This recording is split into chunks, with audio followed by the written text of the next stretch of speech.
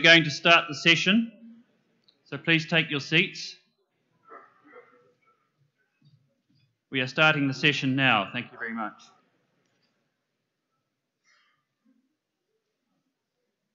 I'm sure you all enjoyed the wonderful reception from our hosts last night. I certainly did. And we're bright and ready to start our business. Before starting, I'd just like to mention one or two things. Firstly, I would very much like us to start on time. We have a very long agenda, and if we can get going as quickly as possible, then we'll finish on time and we'll all be a lot happier. Well, I'll be a lot happier anyway. A couple of other brief comments. If you are producing documentation, conference room papers or text that needs to go to the Secretariat, I will remind you of the email address for that, CMS COP12 @gmail.com. So that's the Secretariat's address for sending all information that is to go into the documentation and get printed to delegates. I'm trying to model the behaviour that the technicians have asked us to do in speaking close to the microphone. Not too close, because if you swallow the microphone, it's kind of hard to hear and also hard to speak. To start the session this morning, as I mentioned yesterday, I want to call on the working group chairs who were established yesterday to report on the progress that they have made. And before doing so individually, I'd also say today's session will finish a little bit early, at least the business session will finish a little bit early. The session won't, because we have MOU signings to happen before lunch. So bear that in mind. The agenda is going to go as in the order that it's in your documentation, so that hasn't changed, but remembering that we have two items from yesterday still to do. That's item 22 and item 26. So we'll start with those, but prior to that, I want to call on firstly the chair of the Credentials Committee to update us on status, and that will be followed by chair of the Budget Committee, who will let us know how things are what's happening there, followed by the other working group chairs. So is the chair of the Credentials Committee here, please? Yes, Uruguay. Uruguay. Buenos días. Gracias, señor presidente. El Comité de Credenciales llevó a cabo su primera reunión el día lunes 23, luego de la reunión plenaria, a la cual asistieron representantes de Congo, Brazzaville, Ghana, Noruega, Arabia Saudita y Uruguay, que fue electo como presidente del mismo. Las credenciales de las siguientes 30 partes fueron examinadas y fueron aceptadas en orden: Armenia, Australia, Austria, Bielorrusia, Bélgica, Benín, Brasil, Bulgaria, Burkina Faso, Burundi, Cabo Verde, Islas Cook, Costa Rica, Costa de Marfil, Croacia, República Checa, Ecuador, Eritrea, Estonia, Unión Europea, Finlandia, Francia, Gambia, Georgia, Alemania, Ghana, Honduras, Hungría, República Islámica de Irán e Israel. Presidente, en nombre de este comité, quisiéramos agradecer a las partes y a la Secretaría por la buena cooperación que ha resultado en un alto número de credenciales que fueron presentadas tempranamente, pero otras siguen siendo examinadas en la revisión que ocurrirá el día de hoy. Desearíamos invitar a todas aquellas delegaciones que no han presentado sus credenciales a la Secretaría a través del mostrador de registro, que por favor lo puedan hacer inmediatamente, no más tarde del cierre de la sesión plenaria de hoy, por favor, esta mañana, para poder permitir que el comité complete su trabajo. El comité de credenciales se reunirá nuevamente durante la pausa de almuerzo a las 13 horas en la sala D 308. Gracias, señor presidente. Thank you very much, Ecuador, for your Uruguay. I beg your pardon. Thank you very much for your report and for your work. I will now call on the chair of the Budget Committee to report. Thank you. Thank you very much, Chair. We had a brief meeting yesterday just to get kicked off, and we decided on the proceedings, how we will take this work forward. So we will meet again today. It's not decided yet actually when, but either 6:15 or at 7, and there is a list of those who attended yesterday, and they will get an email warning on which timing we will settle for. And I also intend to inform you, Chair, on the timing that we will settle for. It's as usual room 11. The first item we will look into will be program of work. I will walk through that and see if there are any comments. And then we will start off with the scenarios. If that will be today, I'm hopeful that it will be, but we will see how fast we go with the program of work. I think that was just about it. Thank you. Thank you very much, Norway, and thank you for your good work and the good start that you've made. I would now like to call on the chairs of the various working groups that we have established, and I think the institutional working group led by Australia is willing to make a statement.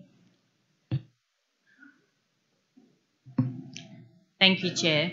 I just wanted to say that the institutional working group didn't meet briefly last night, but what I'm proposing to do is that today, after we have finished going through agenda item 20 on the national legislation to implement CMS provisions, that we then adjourn from the Committee of the Whole and commence our meeting, because as I understand it, the institutional working group is the only working group that is actually going to be operating in parallel with Committee of the Whole.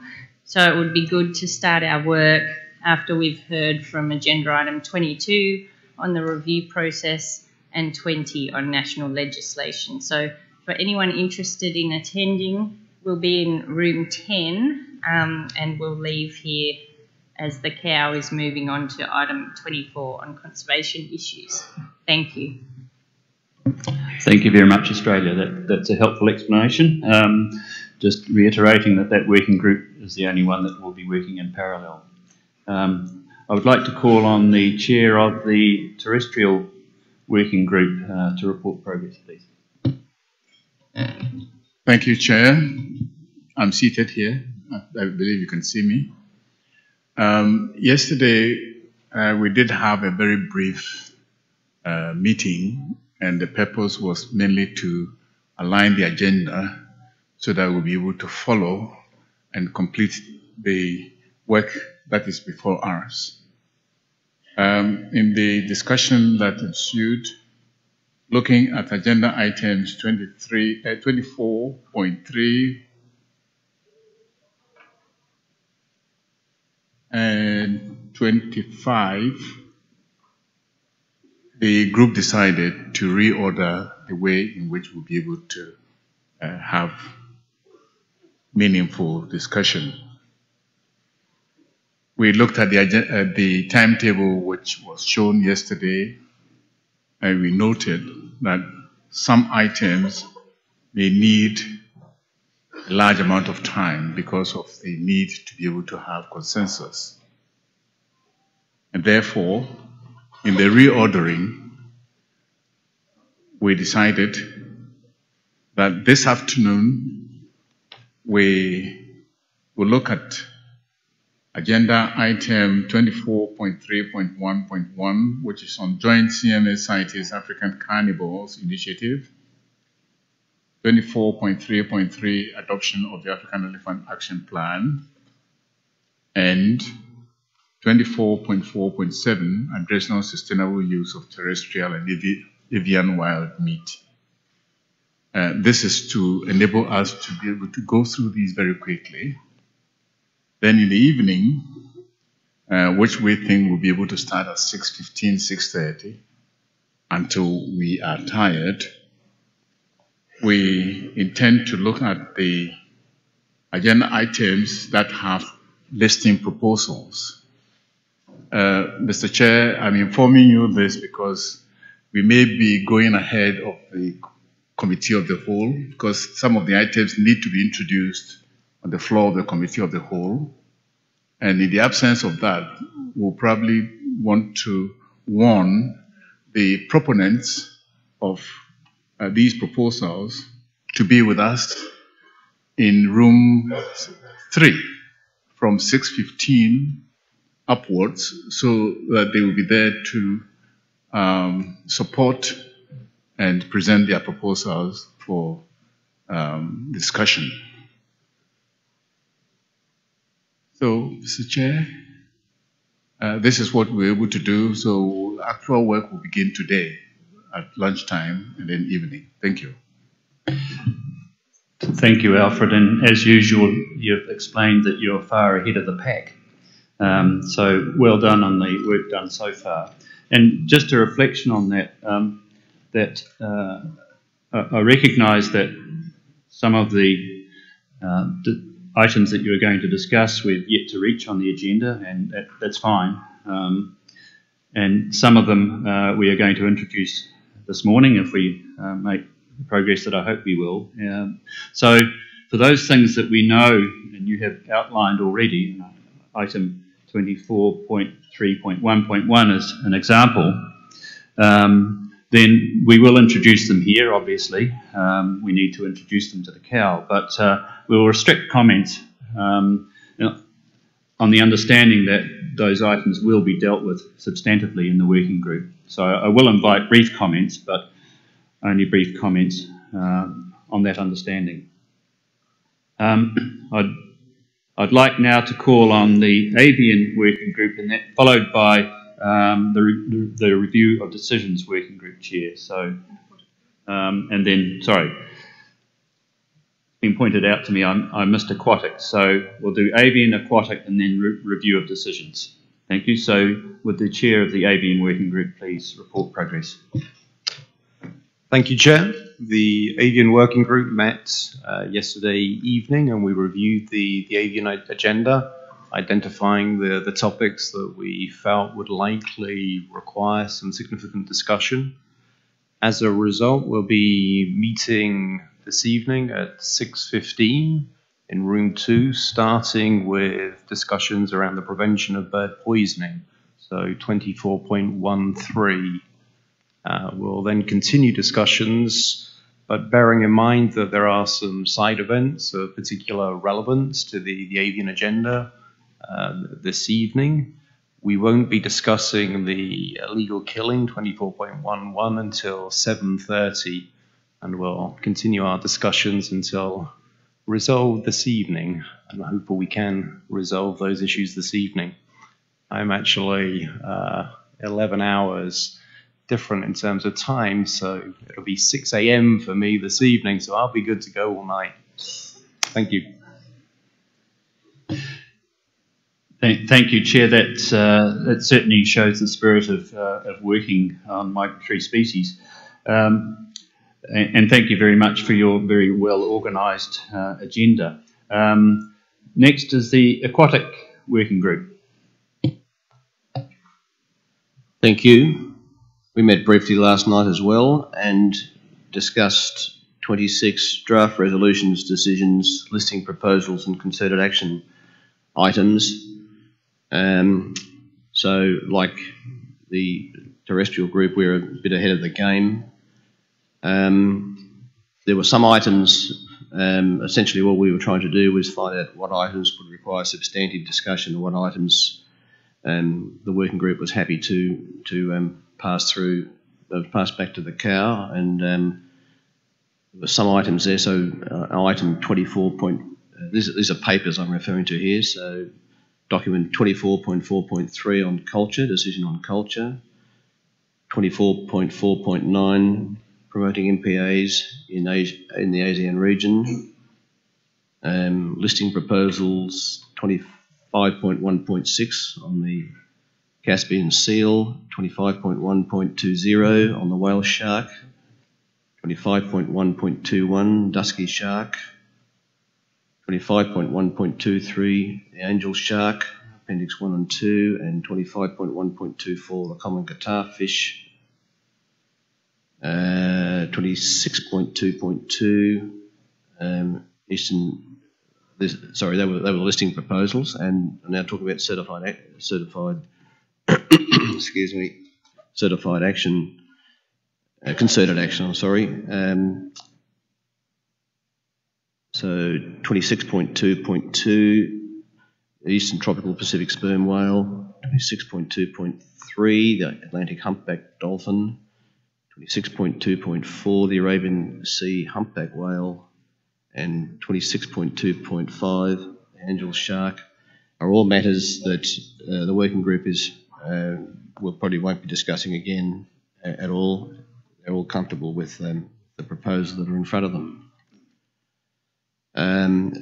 So we'll be meeting at lunchtime today. I believe it's room 12, but I haven't been told into the contrary. And because of some side events, we will change the order of what we'll be discussing as agreed last night. So I'm proposing that we'll discuss marine turtles, 21.2.5, marine turtles. Then we'll deal with 24.2.4, live captures of cetaceans, 24.2.6, South Atlantic whales, 24.4.1, debris, and I think that'll probably see us through the time we have available. Thank you very much.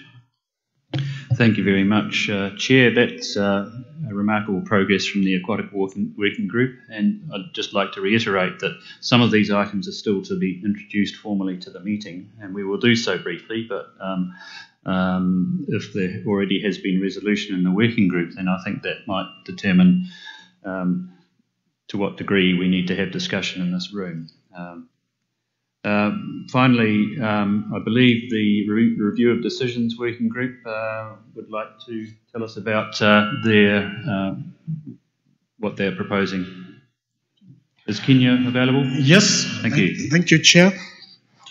The Review of Decisions Working Group have not yet met so far. However, we will meet today in room 9 at 1:45. This will give everyone a chance to have lunch, perhaps participate in the side event, and then we can work for 1 hour and 15 minutes and later in the evening. Thank you, Chair. Thank you very much, Kenya. Now, the other thing that I would just like to remind you, and the working group chairs know this, is that the deadline for papers to be submitted to the Secretariat as conference room papers as a result of your deliberations is Thursday night at the latest, all right? Otherwise, they can't be translated and we can't consider them in the final discussions in this committee or in plenary indeed. So Thursday night at the latest. And of course, if you have finished papers ahead of that time, don't wait until the end to submit all of your documentation to the Secretariat. As you complete items and you have papers ready to go, or if you have approved or are recommending approval of existing decisions and so on, then please let us know. Please submit early if you can. All right. Now, before we go on, I'd just like to briefly go back to agenda item 8, which was admission of observers, which was discussed yesterday in the plenary. The Secretariat has informed me that there are 2 additional observers who registered after that list that we discussed was prepared. And so they weren't included in document 8 Rev 1, and these have been admitted, and they are 1 ocean diving and the Alliance of Marine Mammal Parks and Aquaria. So that's in addition to the observers that have already been approved. Thank you. All right. Now we are back onto our agenda, and the first item for discussion this morning is options of a review process for the Convention on Migratory Species. That's agenda item 22 and document 22. And I think Australia, Narelle, you're going to introduce that. Would you like to come up to the podium? Whatever suits you best.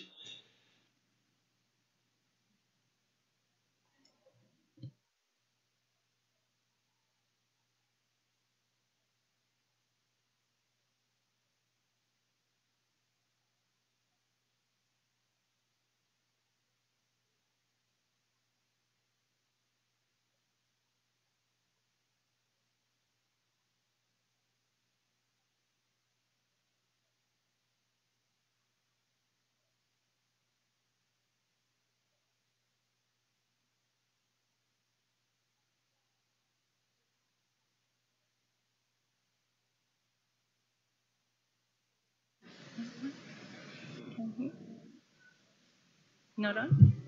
Can we have somebody to attend to the microphone at the lectern? Do you want to go down there?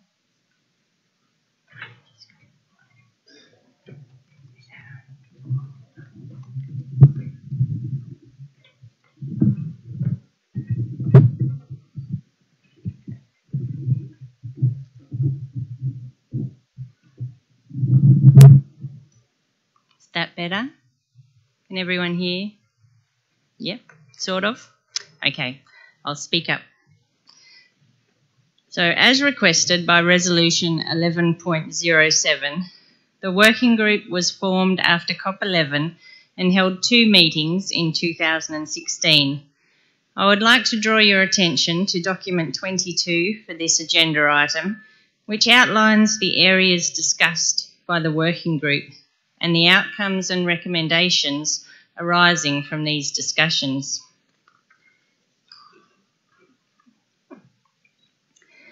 The working group was lucky enough to have representation from all regions, as well as representation from a number of other agreements that have current review processes in place, such as AEWA, CBD, Ramsar, CITES, UNFCCC, among others. Australia was elected as chair and Uganda as vice chair. The working group operated under particular terms of reference, as outlined here. Hearing from the representatives of other agreements regarding their experiences with review processes highlighted the advantages and disadvantages associated with various setups. It was found that generally, the broad objectives of many review mechanisms are to provide a system that encourages and monitors how parties implement their commitments. The main benefits found were that review mechanisms provide transparency, allow identification of specific implementation challenges, can target technical assistance, identifies any systemic implementation issues that may be affecting more than one party, and they also serve to promote credibility of the agreement.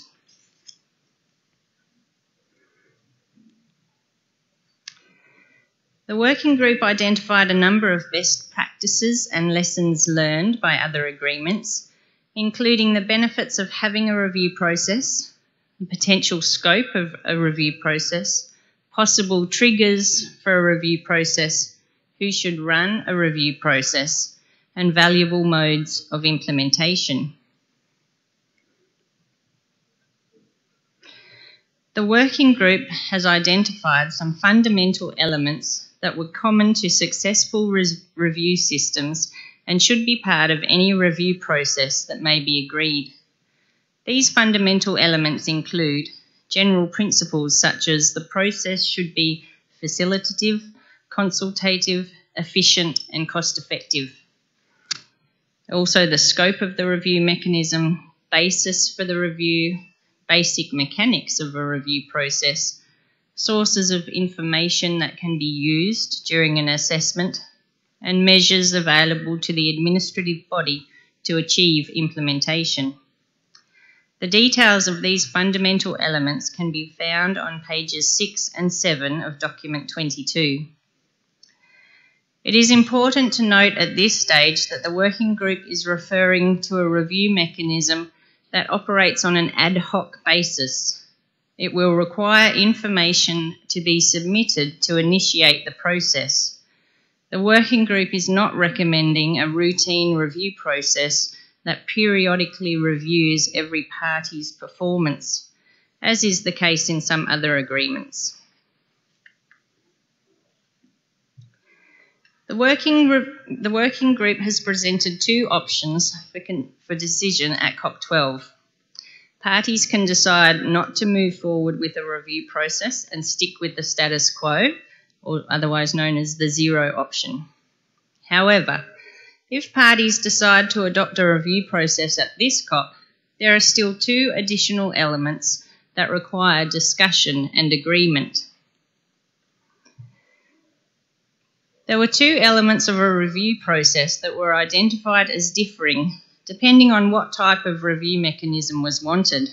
These elements were: who is eligible to submit initial information that could potentially lead to the commencement of a review case, and the administrative body that would be tasked with undertaking the review. In the end, the working group felt that the establishment of a review process for the CMS would be beneficial in order to facilitate implementation of a number of key convention obligations. COP is now requested to consider the recommendations submitted by the working group in document 22 and, if it agrees to establish a review mechanism, to identify those variable elements that should be included and adopt the draft resolution and decisions contained in Annex 1 and 2 of the document. Thank you. Thank you, thank you very much, Narelle. And before opening it up, I would just briefly remind you that we're talking about document 22 Rev 1, which has some minor corrections in the original one that was posted.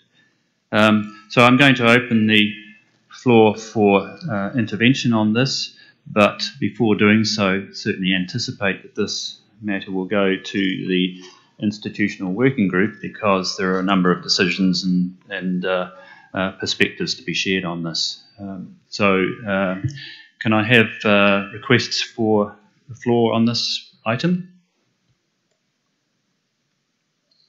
And before I take them, I'm just going to try and accumulate the list. That's partly so that the interpreters can prepare themselves and the rapporteurs can prepare themselves about as to who's going to be speaking. So we have the European Union, we have New Zealand, we have South Africa and Brazil,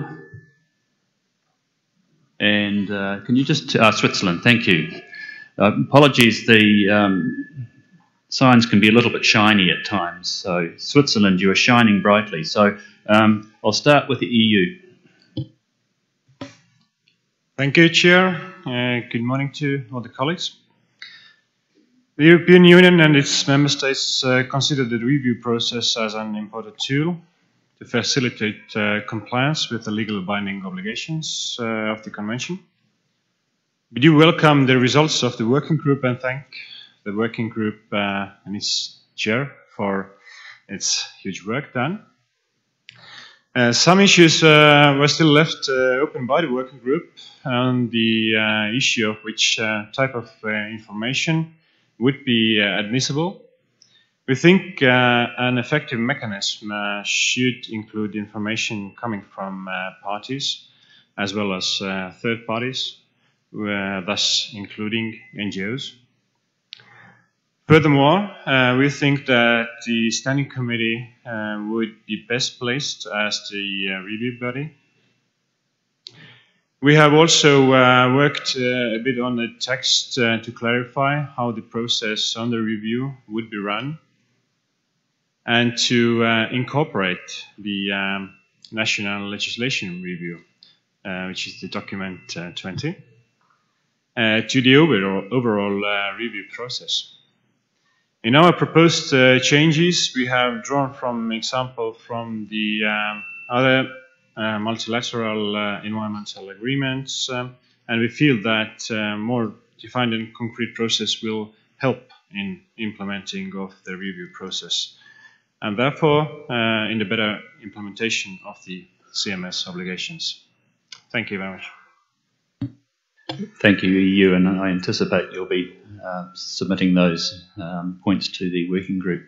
The next on my list is New Zealand. Thank you, Chair. New Zealand would like to commend the work of the Review Process Working Group and thank Australia for chairing the group. We would like to make some general comments on this agenda item. Review processes are now standard practice in multilateral environmental agreements. We believe a review process is integral to ensuring the effectiveness of the Convention on Migratory Species, and as well as the accountability of parties in fulfilling their obligations. Strong governance processes are important to New Zealand. We strongly support establishment of a review process and adoption of the draft resolution and decisions. In operating an effective review process, we see great value in learning from the experiences, successes, and challenges of other multilateral environmental agreements. We are happy to leave our specific comments on the two variable elements raised in the paper for the working group. However, we believe the principles of accountability, transparency, and objectivity are fundamental to an effective review mechanism. Finally, we would like to note the linkage with the proposed process to review national legislation that will be discussed under Agenda Item 20, as well as the national reporting process. We look forward to discussing these linkages in the working group. Thank you. Thank you, New Zealand, and I now call on the Republic of South Africa. Thank you, Chair. Morning, colleagues. And since it's the first time we take the floor, we congratulate you on your appointment as Chair for this Committee of the Whole. South Africa would also like to express its appreciation for the work done by the working group under the leadership of Australia. And we support in general the adoption of a review mechanism for CMS. We note the two elements that will be further discussed in the working group, but we would like to use the opportunity to further raise some concerns about the fact that issues relating to minimum thresholds for admitting cases for review and a filtering system is not available at this point in time. So we are concerned about adopting a mechanism where it's not clear what these thresholds and filtering mechanisms will entail so that parties are clear on what the overall mechanism will be about. Thank you, Chair. Thank you, South Africa. And next I call on Brazil. Thank you, Mr. Chair. Since this is the first time that our delegation takes the floor, I'd like also to thank the government and the people of the Philippines for hosting this important event, and also commend you on your election to chair the Committee of the Whole. So very briefly, I'd like to state that we do agree that the review process is a relevant tool to help the parties implement the convention. And in that regard, we commend the work carried out by the working group on the review process and also the important assistance by the Secretariat. But in our view, the focus of the review process should be related to the conservation actions and not the financial matters of the convention. Furthermore, the Brazilian delegation believes that it's necessary to have a very clear decision process and also to establish safeguards to the parties. In our view, where compliance matters are identified, the parties concerned should be given opportunity to correct them within reasonable timeframes and, if necessary, with the assistance of the Secretariat.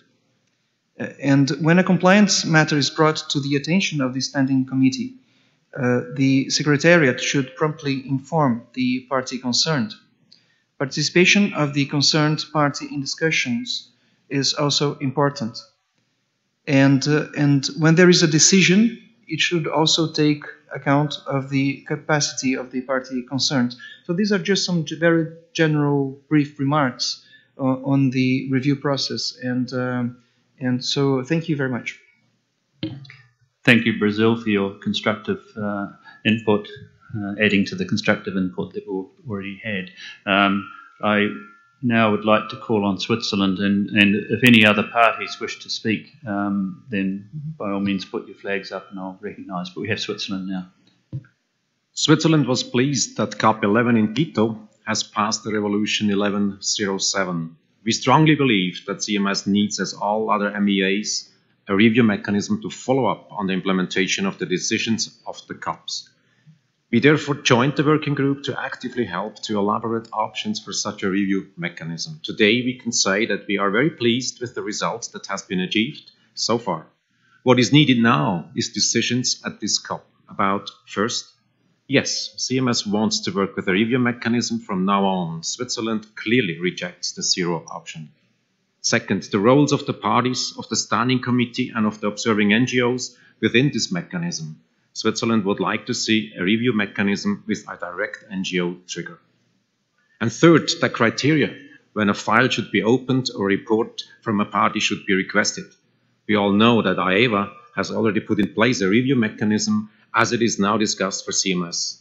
And AEVA has also set up a list of criteria. So why not introduce this list into the mother treaty? And of course, there's other conventions that have implemented review mechanisms which need to be looked at. Thank you, Chair. Thank you, Switzerland. Do I have any more requests for the floor on this matter? Yes, we have one down here. I'm sorry, I'm going to use my binoculars. BirdLife International. But before I call on BirdLife, any other parties? Or observer parties, for that matter? I don't see any, so BirdLife. Thank you, Chair. I'm making this intervention on behalf of the following organisations: I4, BirdLife, RSPB, Wildlife Conservation Society, WWF International, Wildfowl and Wetlands Trust, Ocean Care, Humane Society International, Wild Migration, Whale and Dolphin Conservation, Born Free Foundation and Born Free USA. Our organisations welcome the proposal to establish a review mechanism for the CMS as recommended by the Intersessional Working Group of Parties. We greatly appreciate the significant work they have undertaken. A supportive and facilitative review mechanism would provide a useful resource to support parties to implement the Convention where particular difficulties arise.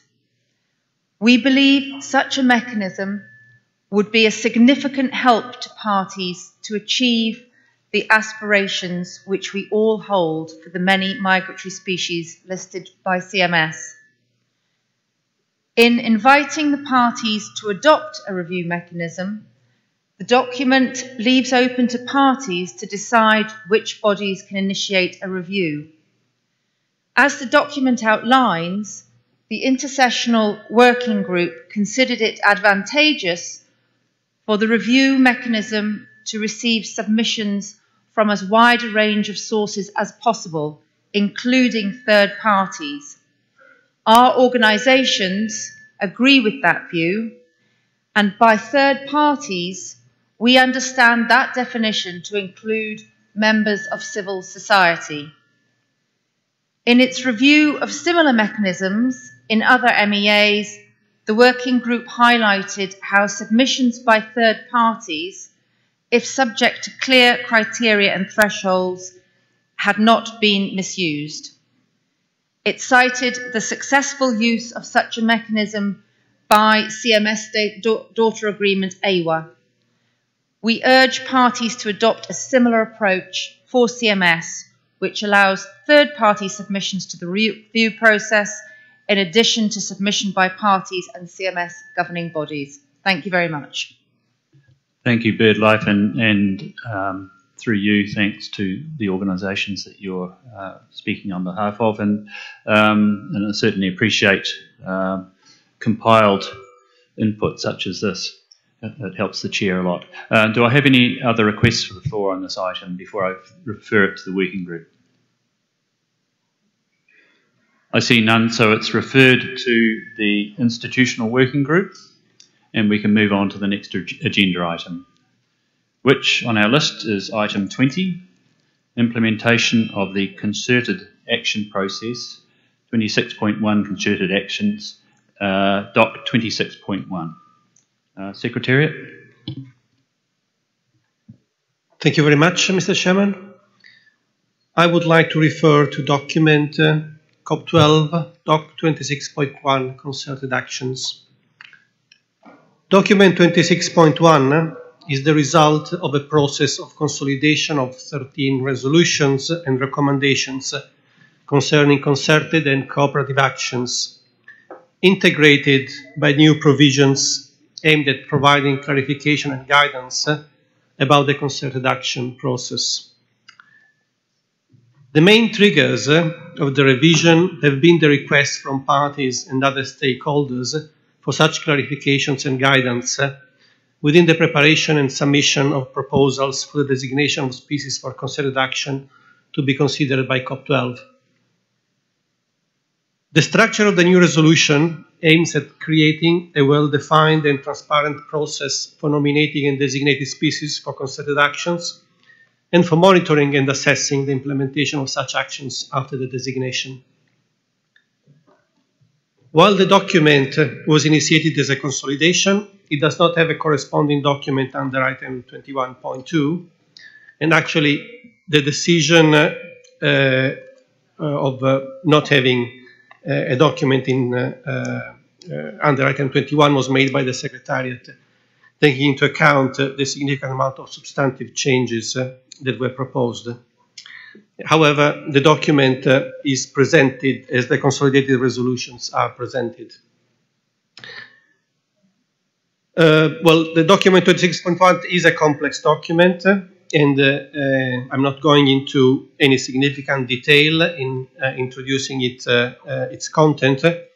I would like just to highlight that the main new elements with respect to previous resolutions to recommendations are represented by the guidelines to the implementation of the concerted action process, which are included in Annex 1 to the revised resolution, and the template for proposing concerted action, which are included in Annex 2 to the revised resolution. Then the document includes also in Annex 3 a few draft decisions, some of which derive from provisions of Resolutions 1113, while others are new. Then the Conference of the Parties is invited to review and adopt the draft consolidated resolutions, including the guidelines and template, and review and adopt the decisions contained in Annex 3.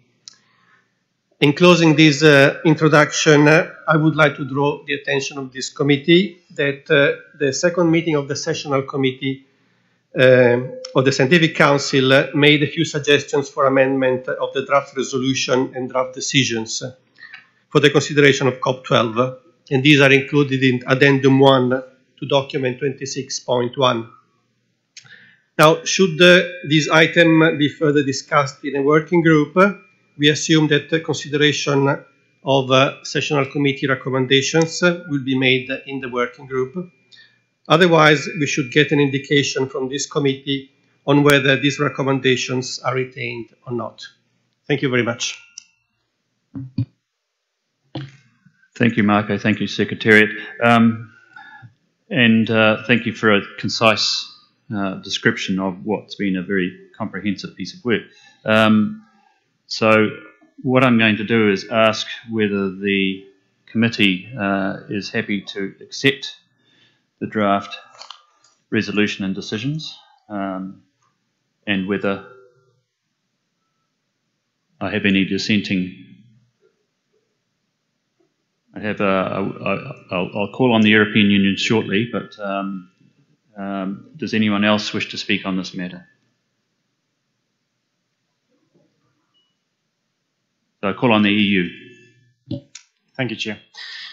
European Union and its member states welcome the progress made on improving the process and for defining concerted and cooperative actions. The structure of the new resolution creates a well-defined and transparent process for nominating and designating species for concerted actions. So the EU and its member states support the adoption of the proposed consolidated resolution, including the guidelines to the implementation of the concerted actions process and the template for proposing concerted actions and the adoption of the draft decisions. We also support the proposal made by the Scientific Council to clarify the document and wish to see those changes incorporated to the consolidated version. Thank you. Thank you very much, EU. So you're supporting what is proposed regarding both the resolution and the decisions as amended through the recommendations made by the Scientific Council Sessional Committee. Any other comments? Does anybody have a dissenting view on that? If not, we can adopt. Any requests for the floor?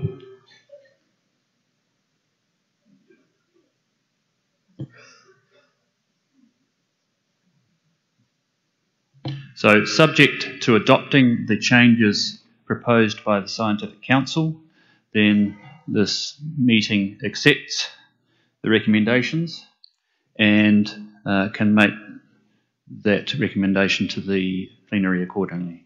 Thank you very much. We've ticked one off, and thank you for all the hard work.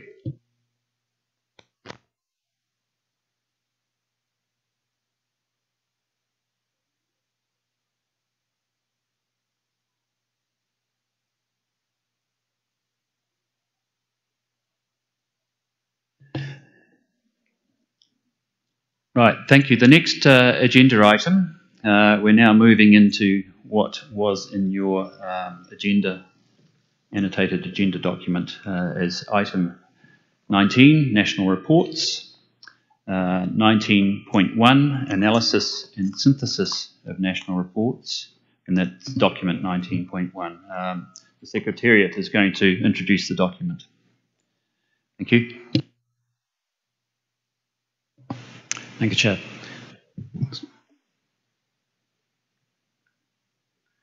Yes, this is introducing document 19.1 on the analysis and synthesis of information provided by parties in their national reports to COP12.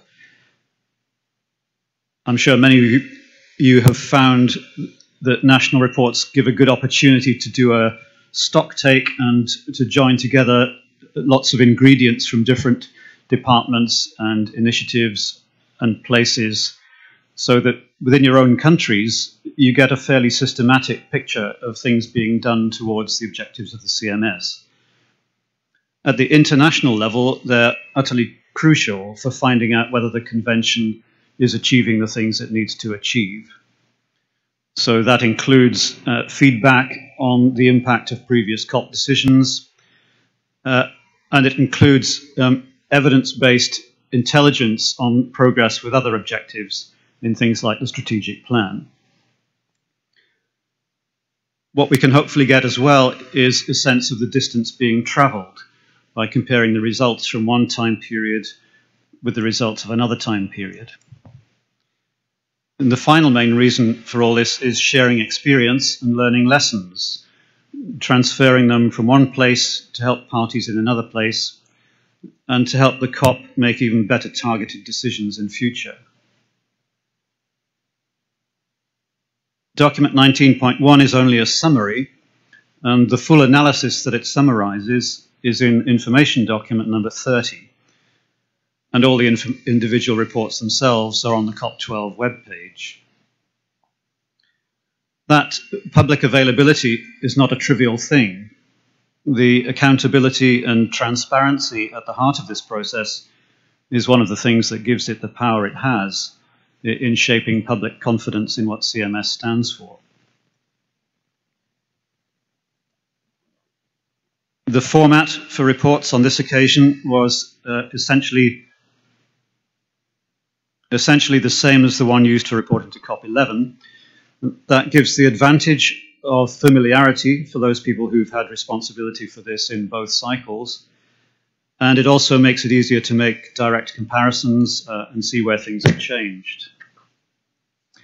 It has the disadvantage that it perpetuates some of the difficulties with the existing format, such as various bits of burdensome duplication and the fact that we can't relate it very easily to the objectives in the strategic plan. Ideas to address all that have been put forward for discussion under a separate item coming up on the agenda later this week. This time, parties were provided with some parts of the relevant data already inserted in their forms. That hopefully helped to save a bit of work, but unfortunately, in a lot of the resulting reports, it means we haven't been able to see a clear distinction between old data and new data. One other caveat I should mention is that there are some very big gaps in what gets reported. A lot of parties only answer some of the questions that were addressed to them. So even if a given question is the same from one triennium to the next, the countries we've got information from aren't necessarily the same each time. And at any one time, the extent to which we're looking at a full global overview varies from issue to issue. So that's a bit of a limitation on the data set. The good news, though, is that the number of parties submitting reports this time is the highest ever. 91 out of a possible 124, 89 of which arrived in time to be included in the analysis. That's a 72% return rate, so a solid basis for analysis. And maybe next time it could be even higher. So the analysis document covers 7 main areas of report information. These are just the ones I was asked to look at. They're only a selection of key implementation topics, so this doesn't cover every section of the reports. But it's broadly the same sample that was used for the equivalent analysis at COP11, so again, it's possible to compare. To look at the first section then, this is on information about the status of Appendix 1 species. There's several questions on this in the report format, but the focus here is on the ones that ask about threats and pressures, partly because feedback on this might help with deciding future action priorities. You can classify types of threats in various different ways, but for this analysis, I grouped things into 32 categories under the 9 headings you see here. And then you can look at how this distributes across taxonomic groups and regions of the world. The most frequently cited problems for most taxa in most regions related to loss and degradation of habitat. But for reptiles in Africa and aquatic mammals and fish in some other regions, bycatch was more important. And for birds in Asia, direct killing and taking were more important. One of the categories of problems was to do with lack of knowledge, weak laws, and poor management. And that one was actually ranked the most serious one for terrestrial mammals in Africa. So in terms of remedies, that's a strong signal about where the CMS as a convention can help at institutional levels, in addition to what conservation practitioners do in the field. Actions taken for remedies are also reported. And in the analysis, you'll see a hopefully inspiring summary list of things that parties are doing. The report format questions ask about progress and success with all this. That might be one of the most valuable things to have an overview of every 3 years. But at the moment, the way this gets asked and answered doesn't really allow us to do more than just give another list of topics where progress is being made. It's quite an interesting list, though, because, again, you've got a mix of biological things like breeding productivity and institutional things like better coordination, whether there are species that ought to be added, and if so, whether any steps are being taken to list them. This seems to be a bit of a problematic area of reporting. A lot of parties didn't answer these questions, and among those that did, there seemed to be quite a bit of confusion in some cases about the status of the species, the status of proposals, and the listing criteria. And the data on this don't match up very well at all with the actual listing proposals that have come forward to COP. Nonetheless, you get at least a version of an interesting picture of where parties think the gaps are. So for Appendix 1, there's 11 fish, 21 birds, and 4 mammal species mentioned. And for Appendix 2, there's 8 fish, 18 birds, and 6 mammal species mentioned. And in total, this is double the numbers that were mentioned in the reports to COP11. The report format also asks about any activities undertaken to develop new agreements for Appendix 2 species during the reporting period. Strategic Plan Targets 3 and 9 are especially relevant to this. The questions in this section are a bit ambiguous, and the majority of parties that gave an answer just put in information about already existing agreements.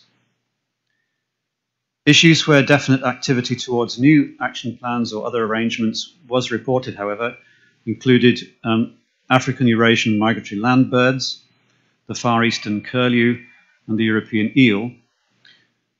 And possibilities, or aspirations at least, for future work included the Andean condor, turtles in the Pacific, the Persian leopard, and several other terrestrial mammals in Asia and Africa.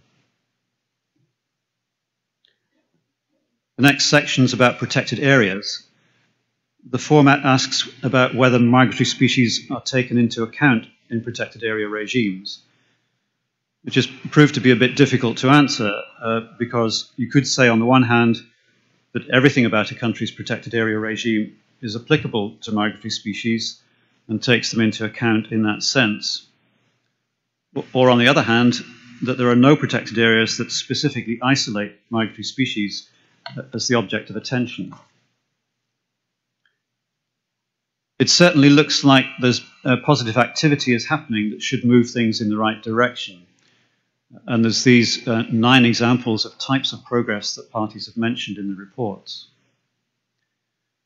But the responses to the questions about identifying relevant sites and the size of them and so on can't really be analysed quantitatively, because defining relevant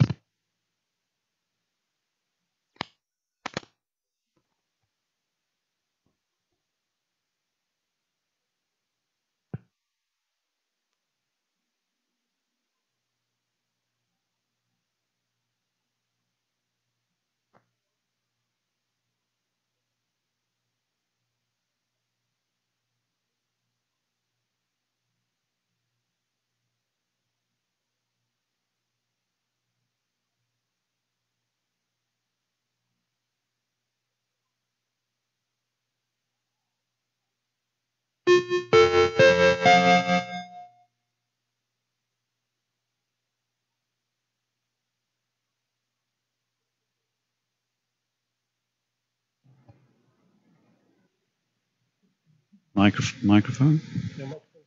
Microphone is back. If we could have the slide back, I'll continue.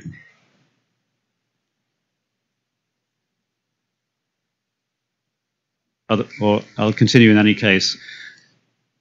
This was about the difficulties in analysing information on protected areas. I was saying that that's partly because defining relevance to migratory species and also accounting for things separately between aquatic, marine and terrestrial realms seems to have been a big challenge, and it's not been done consistently. But within each country, there's maybe useful information that will help with internal planning and monitoring purposes. In the future, it might be useful to focus more on situations where protected areas are specifically targeted at migration-related vulnerabilities, like corridors or bottleneck sites, or sites that are protected specifically for a CMS priority species. There's a section on projects that use satellite telemetry and parties are reporting a wide range of taxa covered by those. Information on mobilization of resources is summarized in the next section. 73 parties said they'd made financial resources available for migratory species conservation, and some mentioned funding from other sources like NGOs. There isn't enough data to quantify this, but there is an indication of the variety of different purposes involved. 6 parties confirmed they'd made voluntary contributions to the CMS Trust Fund to help developing countries, and 15 said they'd given help directly to other countries. 24 countries said they'd given technical assistance, and this wasn't just from developed countries to developing countries, but it included so-called South-South examples as well. Half of the reports mentioned getting financial support from sources other than the CMS. Fewer than a third said that at COP11, so this looks like a genuine increase, and given the global economic situation, it could be a really encouraging signal about the scope that still exists out there. There's still a lot to do, given that the strategic plan has committed to achieving a substantial increase during the period covered by the plan. Finally, a major chunk of the analysis deals with the sections in the report format that ask about the implementation of COP resolutions and recommendations. Not all of them, but a selection of 56 of them. I obviously haven't got time today to describe the results on all the different topics, but I do want to emphasize the importance of this section. For some of these key bits of CMS implementation machinery, there aren't any other global monitoring and reporting processes available. So this is where we find out if the decisions are having the desired effect or not.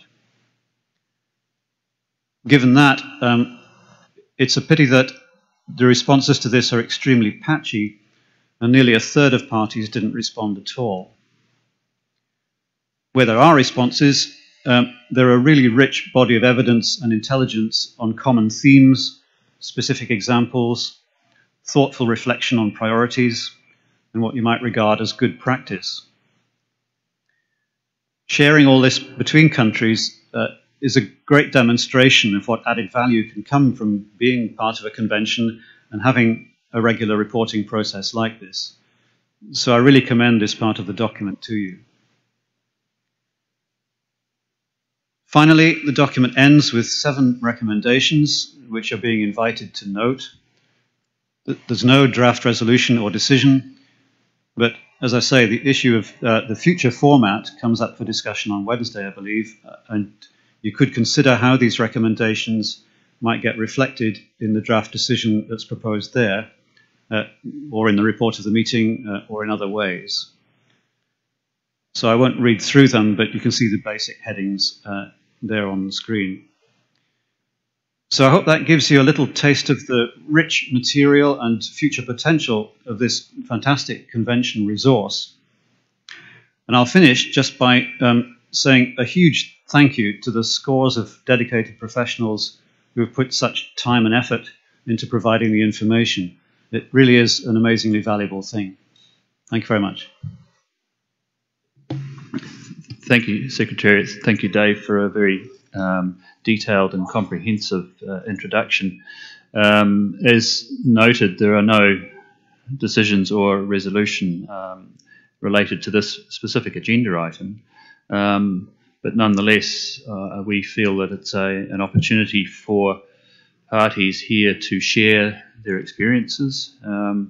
Certainly, we have a rich vein of it's a gold mine of information that has been reported on here. Like a gold mine, the resources are patchy, but it's nonetheless a gold mine. So I would call on parties who wish to comment on this, and we will have a period of discussion. I see one so far. I see the EU. I don't think EU always wants to be first. So on this occasion, we have Pakistan, then we have the EU, Any other parties who wish to intervene? That is United Nations Environment Programme, Ecuador, and Switzerland. So I'm not going to close the list there, but we'll start with those. So the first one is Pakistan.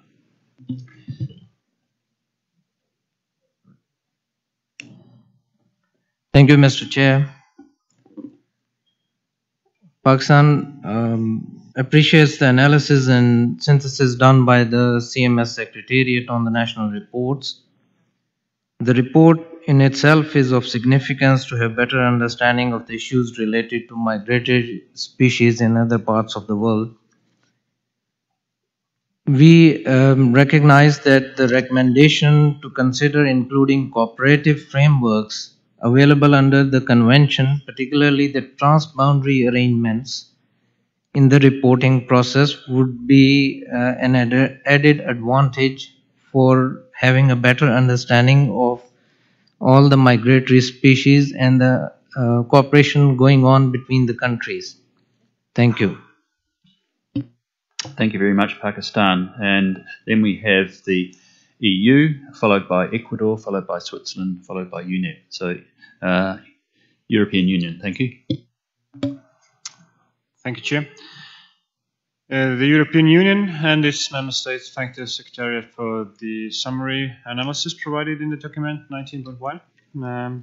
We, however, are disappointed that the full analysis was in the beginning of October, that is just 2 weeks before the COP, still not available.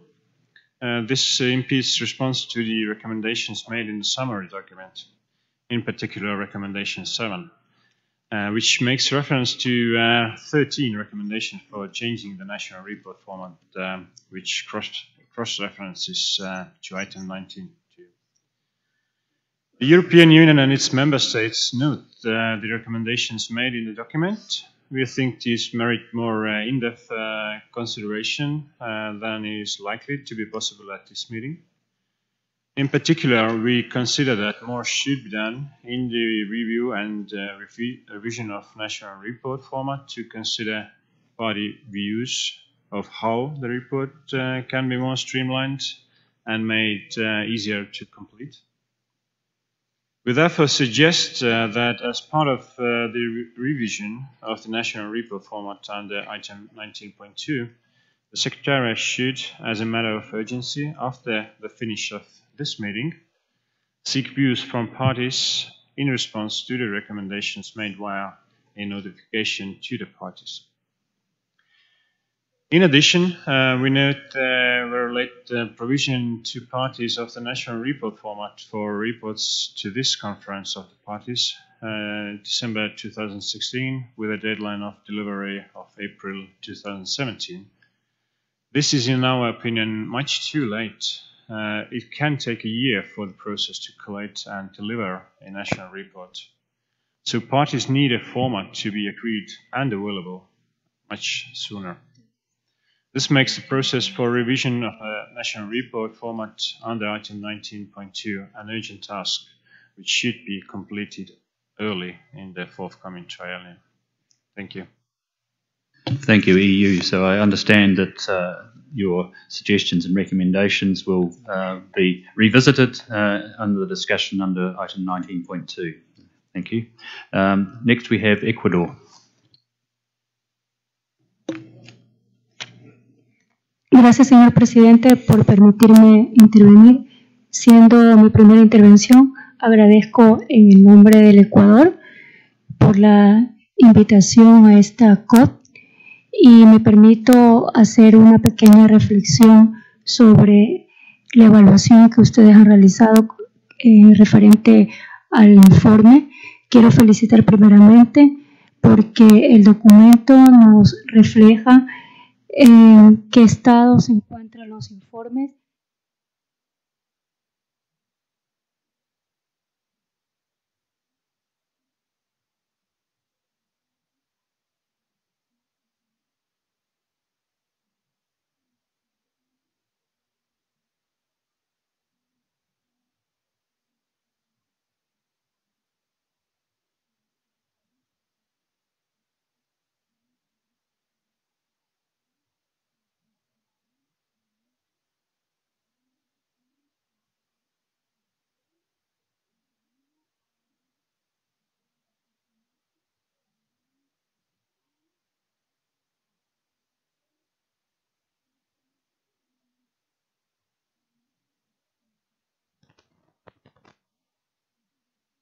permite evaluarnos a sí mismos para reconocer o a través del tiempo verificar y trabajar en aquellas acciones.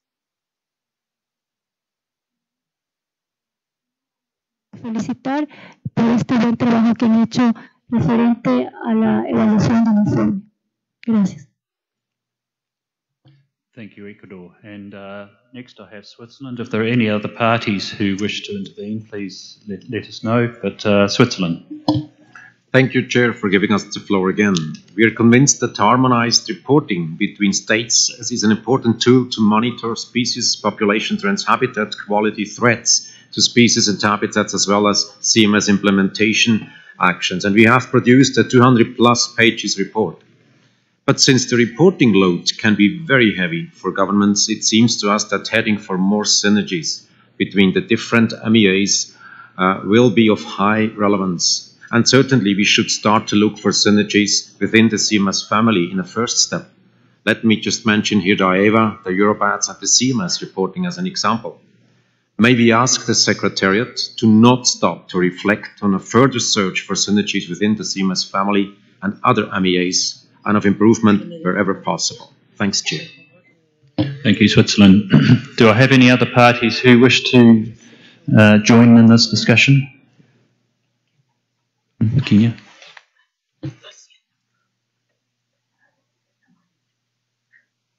Yes, Kenya, thank you very much. Thank you, Chair. Since Kenya is taking the floor for the first time, we would like to thank the government of Philippines for the very warm hospitality and congratulate you, Chair, for your appointment. We appreciate the analysis which has been presented to us, and we recognize that it is not an easy, it's a very involving exercise which involves many stakeholders and parties in a country. And I would like to thank the various non-governmental organizations whose contribution is critical. I think there are many non-governmental organizations involved in the conservation activities and conservation activities related to migratory species. Men are represented here, and we want to encourage them to support in national we would like to encourage their support in national reporting activities, which is critical. Thank you, Chair. Thank you, Kenya. Do I have any other parties? None that I see. I'll call on UNEP.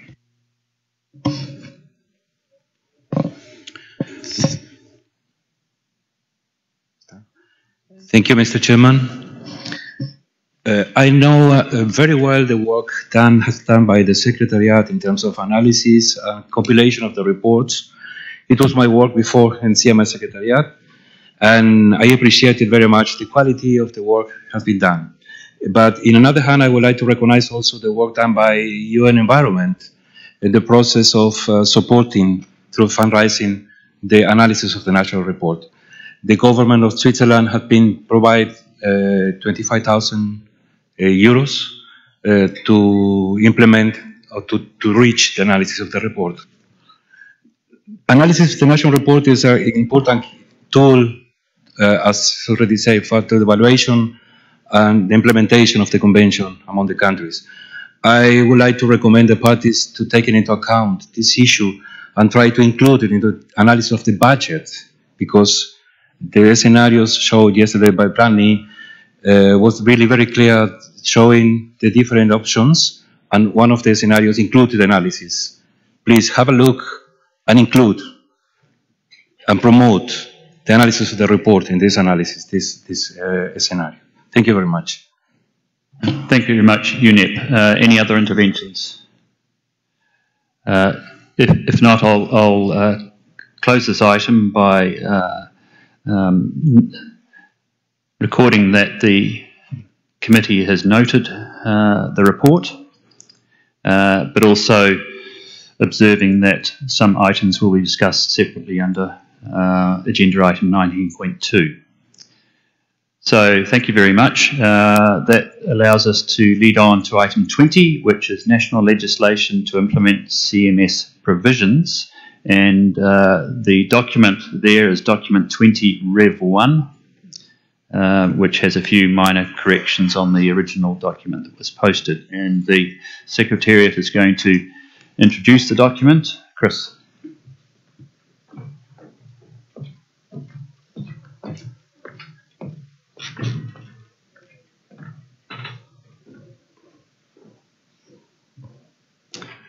Thank you, Mr. Chair. International agreements generally cannot be fully implemented until domestic measures have been adopted for that purpose. It is therefore crucial that CMS parties have national legislation and other domestic measures in place, allowing them to implement and enforce the convention. The analysis and synthesis of national reports prepared for COP11 shows that the taking of Appendix 1 listed species was prohibited for the following groups of species at certain percentages: birds, 92%, aquatic mammals, 64%, reptiles, 51%, terrestrial mammals, including bats, 32%, and fish, 41%. Given that the majority of those 59 parties reporting at COP11 do not currently have legislation in place prohibiting the taking of Appendix 1 species, it is recommended that a national legislation project be established for the CMS parties. Such a national legislation project would support parties in developing relevant national legislation and other domestic measures to implement some of the fundamental legally binding obligations of the Convention.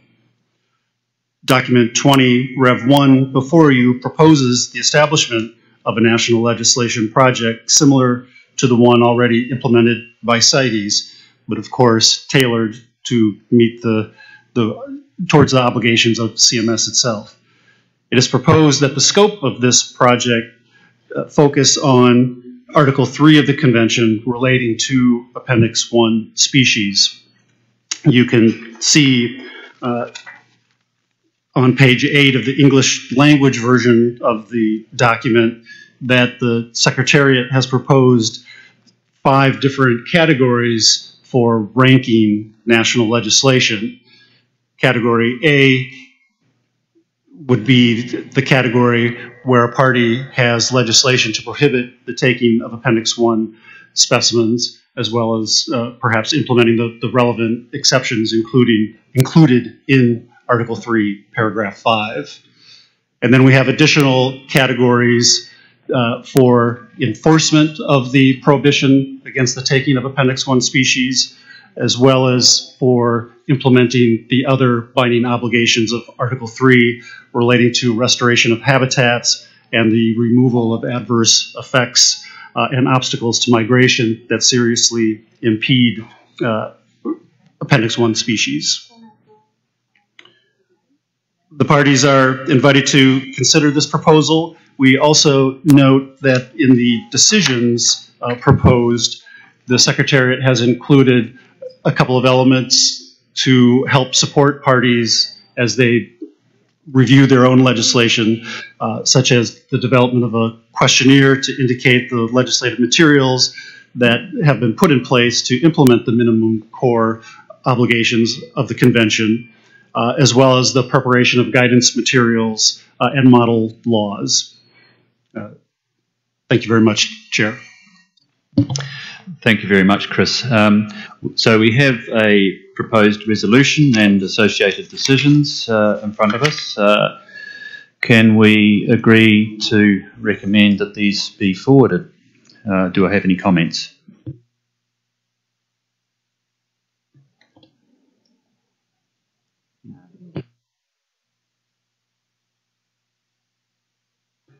So far I have EU, then India, and then I have WCS.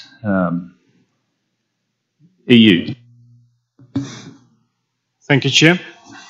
European Union and its member states are interested in the proposal to set up a national legislation project for CMS. However, the review mechanism proposed under agenda item 22 will look at parties' implementation of our legal obligations. This would include Article 3.5 as a core convention obligation. We would like to avoid duplication of projects on similar issues and focus on our efforts.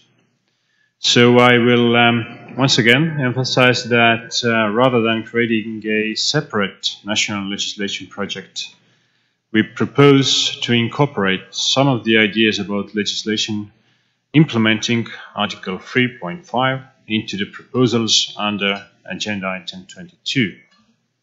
Therefore, the European Union and its member states would not support further work on this resolution.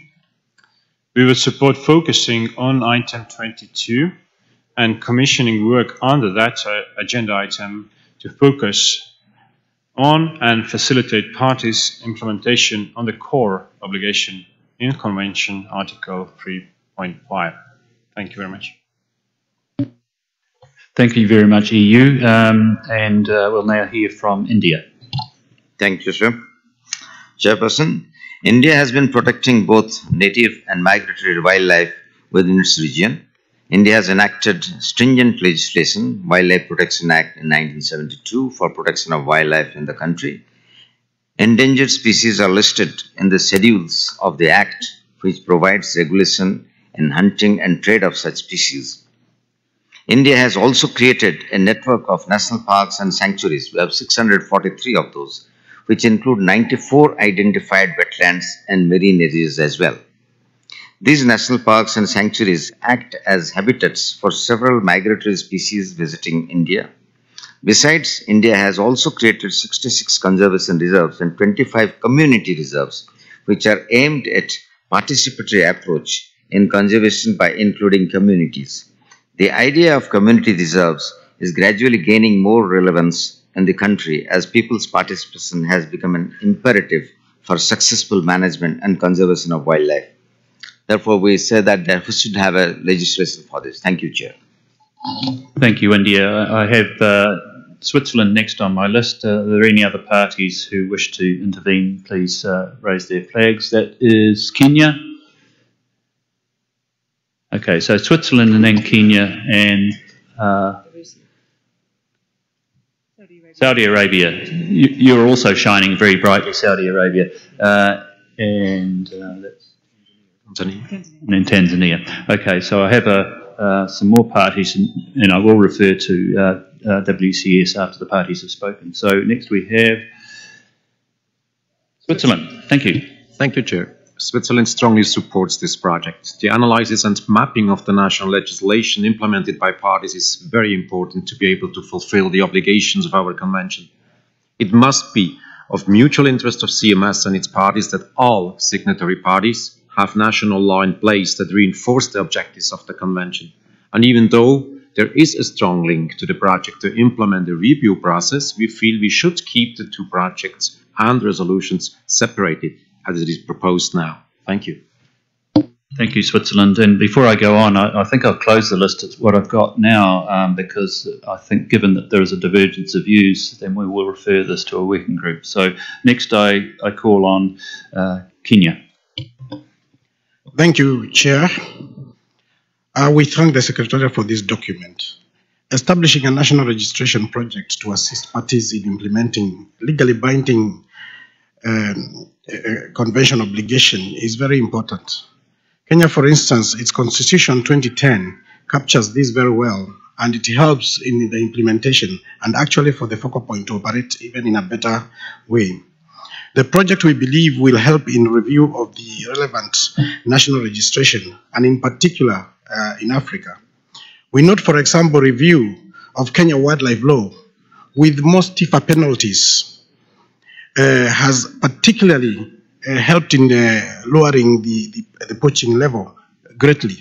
So we think this is very critical, and whether it will be captured under this item or as proposed by EU, we need to have it at least captured as a project in order to support the various reviews of the registration. Thank you, Chair. Thank you, Kenya. And then I have Saudi Arabia, followed by Tanzania, followed by Wildlife Conservation Society, and I'll close the list after that. So I call on Saudi Arabia. Thank you, Mr. Chairman. Since it's our first time to take the floor, I would like to express our thanks and appreciation to the government of Philippines and the people of the Philippines for this marvelous organization and hosting of this conference. In our regard, in Saudi Arabia, we have several laws and regulations in the country in relation to wildlife conservation, and all of them actually take in consideration migratory species as protected in the country. Additionally, we have a system plan for protected areas, which is a very comprehensive, elaborative system through which we select protected areas and manage them. Migratory wildlife is a major element of that system plan. So we very much commend that the notion towards having a legislation toward for the conservation of migratory species. Thank you. Thank you, Saudi Arabia, and I call on Tanzania. Thank you, Mr. Chair. While Tanzania supports the proposal, it's obvious that all countries which are signatories to the convention should domesticate the convention in their national policies legislation, and therefore we are obliged to develop the regulation, guidelines, and tools to implementing the convention. So Tanzania support the proposal in whatsoever fashion, whether in the proposed Doc 24 as EU has proposed it, or as a separate proposal, but still meeting the requirement of domesticating the convention in the national instrument. Thank you. Thank you, Tanzania. I have had a request for the floor from Peru, but and also now Norway. But as I said, I would like to truncate the discussion now because we have time pressure, and the institutional working group is going to be given this task, and they are going to be starting their work in parallel very shortly. So, Peru, if you have a very brief comment, then I'm happy to hear it. But I would also, as I had promised, hear from WCS. So, Peru. Sí, buenos días. Como es la primera vez que Perú se dirige a la mesa, quisiera agradecer por la excelente organización al gobierno de Filipinas de este magnífico evento. Quería nada más decir que es apoyar este documento y es muy importante el contar con una legislación nacional para implementar la CMS. Por ejemplo, en el caso de Perú, la gestión de las especies migratorias está dividida en 2 ministerios. Por tanto, necesitaríamos una norma nacional para poder aplicar de manera adecuada las resoluciones y decisiones que se toman, que están enmarcadas en la CMS, ¿no? Entonces, eso es lo que queremos ratificar, el apoyo a este documento. Gracias. Thank you, Peru. And a brief comment from Norway. Thank you, Chair. It'll be brief. We do indeed support what was said by Switzerland. I would remind the parties that the item number 20 on the national legislation, as I read it, the decision is a one-off thing. It's a study. We're going to fund a study and to see what is the situation among the members on their status or national legislation, and this will happen through broad collaboration IA with CITES, which have had a long-standing experience with this review. And then when you refer back to the compliance process, those are quite different. They will be standing for years, and they will be reflecting on issues that comes up and that should be solved within a short period of time.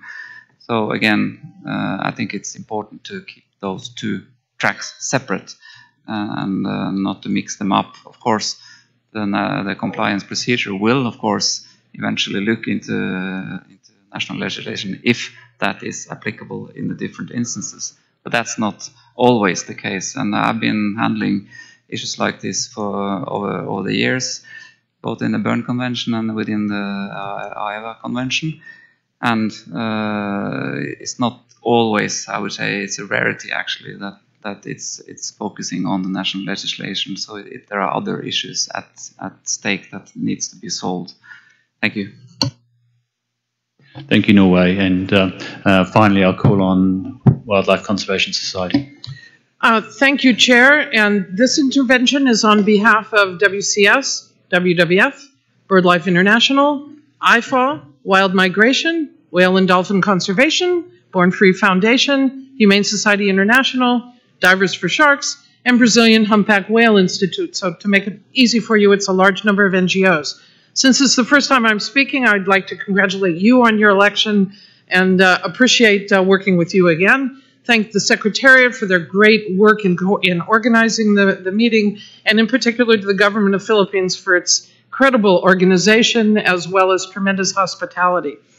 All of the aforementioned NGOs appreciate the submission of this document, and we strongly support the proposal to create a national legislation project to evaluate whether parties have developed adequate legislation to meet their CMS obligations, particularly for species listed on Appendix 1.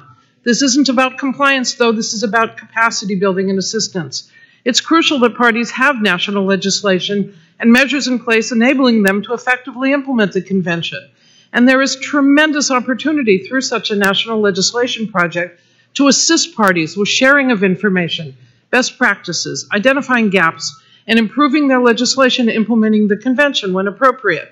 Again, we stress this is separate from the review process, and we appreciate the interventions of so many parties supporting this national legislation project as a separate project. This will strengthen the effectiveness of the convention and aid in the conservation of species. Indeed, some CMS daughter agreements, such as Iowa, are already conducting such work.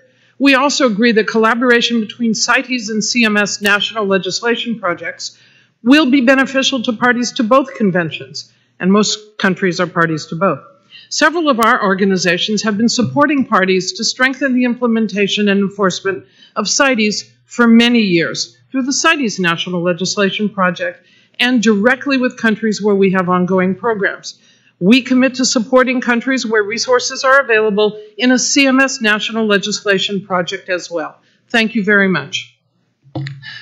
Thank you, WCS, and through you, all of the agencies that you are representing. So I'm going to hand this over now to the institutional working group, and they're ready to start. And I'm sure that the views that we've heard here will be expressed within that working group. Do you wish to make any comment? No, thumbs up from Narelle, so you know what you have to do. Thank you. So now we're going to move on to, for those of us who are biologists, we get excited when we start talking about animals. So let's just get a little bit excited now and talk about conservation issues, and specifically item 24.3, terrestrial species. We know that there's already been a terrestrial species working group established who will deal with any items that can't be resolved directly in the cow here. But firstly, we have item 24.3.1, conservation of African carnivores, and I think the Secretariat... Just one moment.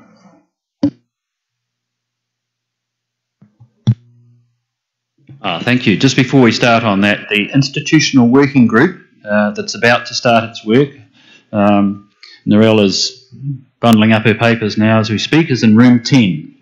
Okay, thank you very much. So carrying on, back to the Secretariat introducing document 24.3.1.1, Joint CMS CITES African Carnivores Initiative. Noting, of course, that there is another document, 24.3.1.2, on African carnivores, as well as 24.3.1.3. But I'll ask the Secretariat to introduce this document. Yes, hello. Thank you, Chair. So document 24.3.1.1 is the Joint CMS CITES African Carnivores Initiative, and it constitutes a proposal by the Secretariat to bring more coherence to the Convention's work on African carnivores. The initiative builds on the excellent collaboration already existing between the CMS and CITES secretariats with regard to the African lion. The two secretariats were able to combine the implementation of CMS Resolution 11.32 on the conservation and management of Panthera leo and discussions on the necessary conservation measures for the African lion across the continent with a view to determine the appropriate listing on CITES and on CMS appendices.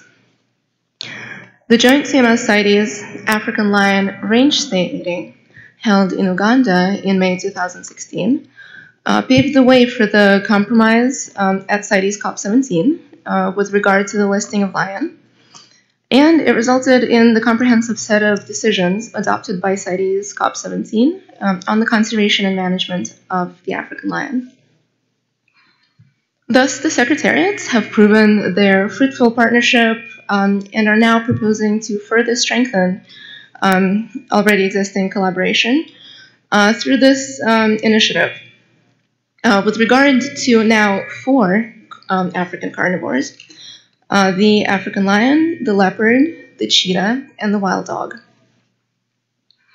Under the initiative, existing CITES resolutions and decisions on the 4 carnivores, and resolutions and decisions adopted by this CMS COP will be implemented.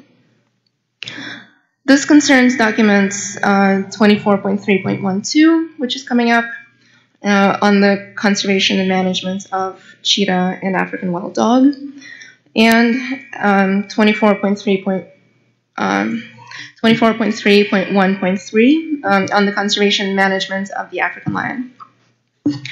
And in practical terms, this means that the initiative will be used to develop concrete, coordinated, and synergy conservation programs for all 4 carnivores, with local and regional projects implemented across the ranges in Africa. It would also be used to develop policy guidelines, recommendations for range states, CITES and CMS concerning the 4 species, and it would be used to organize the collaboration with the other conservation initiatives and organizations such as IUCN and others. So the added value of addressing the 4 iconic species together and for joining forces of CMS and CITES in this effort is expected to be great and multiple.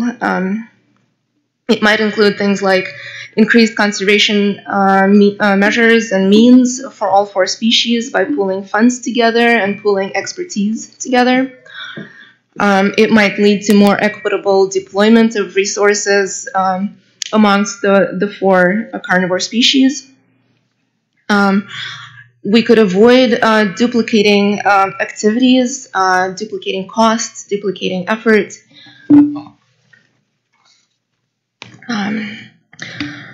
We could have coordinated and consolidated support for the range states in implementing conservation measures in their countries. We could have more effective and immediate conservation actions across the ranges of the 4 key species. We could have more synergies and more holistic conservation approaches, and basically increased opportunities also for donors to allocate resources, to have well-coordinated and internationally recognized conservation actions. The CMS Scientific Council, during its meeting in July, already reviewed this initiative and recommended it and the associated resolution for adoption. And with this, thank you very much, Chair and delegates. That is it. Thank you, Secretariat, and I'll invite some brief comments, but I think this matter is going to go to the terrestrial working group. Do I have any brief comments? We have Ethiopia, we have the EU, and we have the CITES Secretariat. So Ethiopia, please. Thank you, Chair. As I am taking the floor for the first time, I would like to extend my appreciation to the people and government of Philippines for their wonderful organizing of this valuable conference and warm hospitality. Chair, it is true that large carnivores of Africa, which are keystone species in an ecosystem, are among the most vulnerable terrestrial wild animals. However, the level of threats and population status varies from species to species. And the population status also varies from species to species, although overall traits of all species are similar. Therefore, we may not have similar conservation activities while we develop the strategies and action plans for all species. We should rather have different strategies and action plans depending on the socio-economic and ecological conditions of the range status. Secondly, Chair, we appreciate the synergies between CITES and CMS as well as other MEE initiatives. And we do understand the status of the species in question under CMS and CITES have different implications. Despite this fact, we do understand also that this has been creating divergence of impressions of various parties, and this is putting the sustainability of this initiative under question. So we do suggest that this document should be refreshed in a way that it can have clear understanding among parties and clear role and mandate of all MEs, including CMS and the CITES. Thank you, Chair. Thank you, Ethiopia, and the terrestrial working group will, I'm sure, take account of your perspectives. If you're not participating, hopefully you can participate. The EU next, please. Thank you, Chair. The European Union and its member states recognize the importance of the work of the African Carnivores Initiative for the implementation of CMS and CITES resolutions and decisions relating to the four iconic African carnivores, the lion, the cheetah, the leopard, and the wild dog. The EU and its member states commend CMS on pursuing joint and complementary work with CITES and appreciate the progress made in implementing the joint CMS-CITES work program. We support the initiative and related draft decision with some changes as a way forward for the development and implementation of streamlined and synergistic conservation policies and programs. Joining the policy tools of CMS and CITES for conservation of these four carnivorous species will avoid overlapping actions and processes and will make the use of resources better targeted and most cost effective. Thank you very much. Thank you very much, EU. And I've had a request for the floor from Venezuela. Do you wish to comment on this, Venezuela?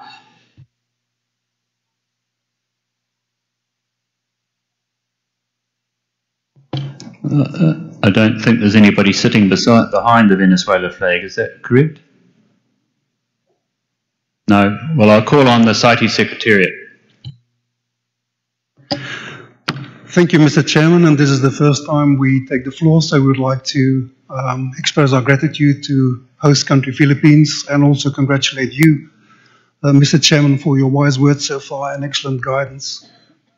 As we heard from the CMS Secretariat, the 17th meeting of the Council of the Parties to CITES COP17 was held about a year ago in Johannesburg, and COP17 agreed to undertake a considerable amount of work relating to 4 African carnivore species: African lion, leopard, cheetah, and African wild dog, although the latter species is not listed under our convention, CITES. Several of the decisions concerned are directed jointly to the CITES and CMS secretariats, and in some instances also involve ICN. We know that CMS COP11 in 2014 had already called for actions on lions, cheetahs, and wild dogs, and additional decisions and listing proposals concerning these species are in front of you for deliberation at this meeting. In considering how best to execute the various tasks assigned to them at COP17, the CITES and CMS secretariats, with support from ICN, developed a joint CMS CITES Africa Carnivore initiative focusing on the 4 species I just mentioned. The 4 species face similar threats on the African continent: habitat loss and fragmentation, conflict with humans, pressure from growing development and quick land transformation, depletion of prey base, and unsustainable or illegal trade practices. The initiative groups the extensive measures required from both CITES and CMS for the 4 species in a rational manner. These measures are quite complementary and actually involve similar range states in Africa. Amongst other things, the initiative is expected to bring more coherence to the implementation of the measures, with the advantage of pooling funds, expertise, and resources, avoid duplication, coordinate efforts, and we hope also more effectively implement conservation activities. The CITES Secretariat therefore welcomes this document. Thank you, Mr. Chair. Thank you very much, CITES. Thank you, Tom. Okay, I'm going to close discussion on this, refer it to the working group. We've heard mostly support, but I understand there are some suggestions that are to be made to the working group. So the terrestrial working group has responsibility for bringing us back a final recommendation on this topic. And given the nature of the next topic, I will be handing that to the working group as well, and the following one. But I will invite Burkina Faso to introduce document 24.3.1.2, Rev 1. Are you ready, Burkina Faso? I have a request for the floor from Eritrea. Are you going to introduce Eritrea?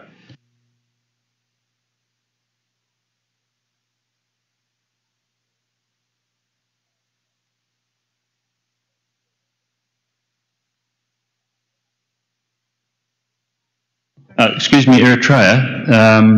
I understand Burkina Faso is to introduce this item. What are you wishing to intervene on, Eritrea? On agenda item 2432. 2432. 2432, we're not up to that, I'm sorry. Okay. We're up to I know there's a lot of numbers here. 24.3.1.2. Yeah, I beg your pardon. So, Burkina Faso, are you ready to introduce that document?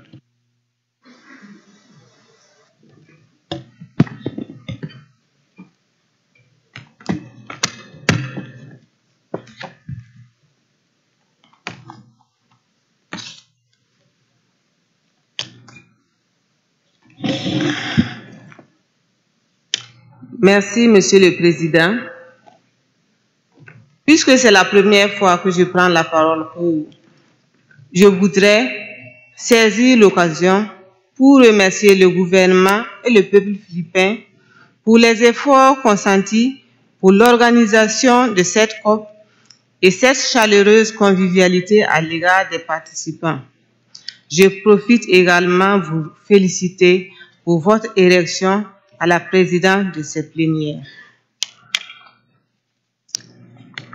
Je m'adresse à vous au nom du Burkina Faso de l'Algérie, du Bénin et du Niger, co-signataires du document 24.3.1.2, rêve 1, sur la conservation et la gestion du guépard et du lycaon.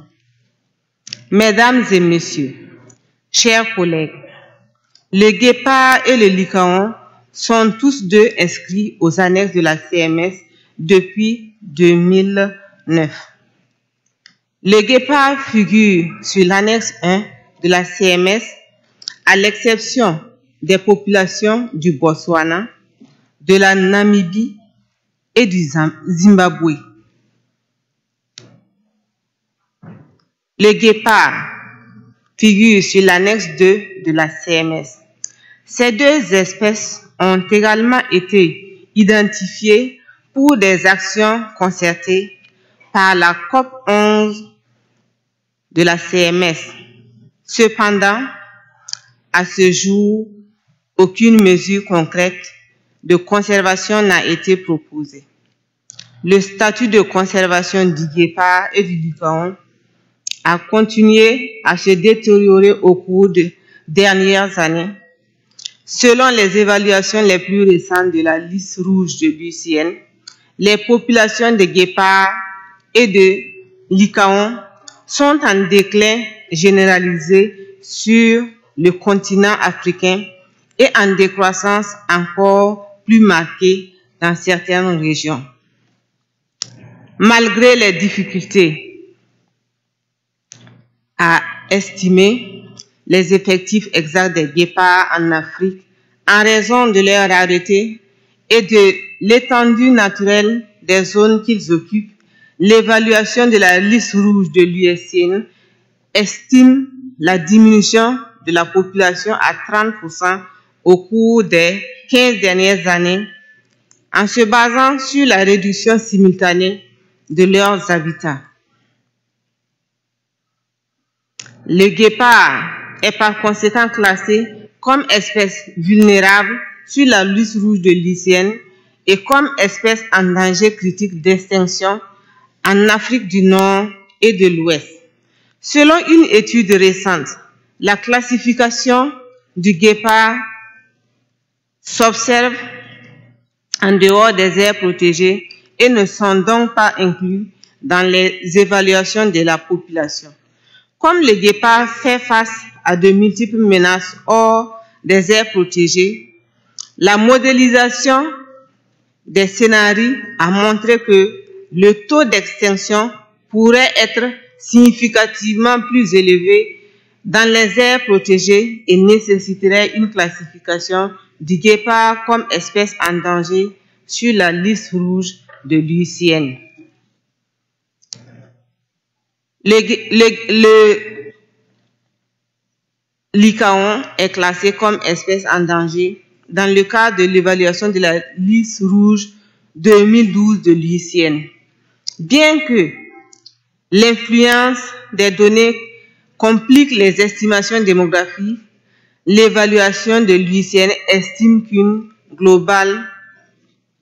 diminution globale de 17% de la population s'est réalisée entre 1997 et 2012.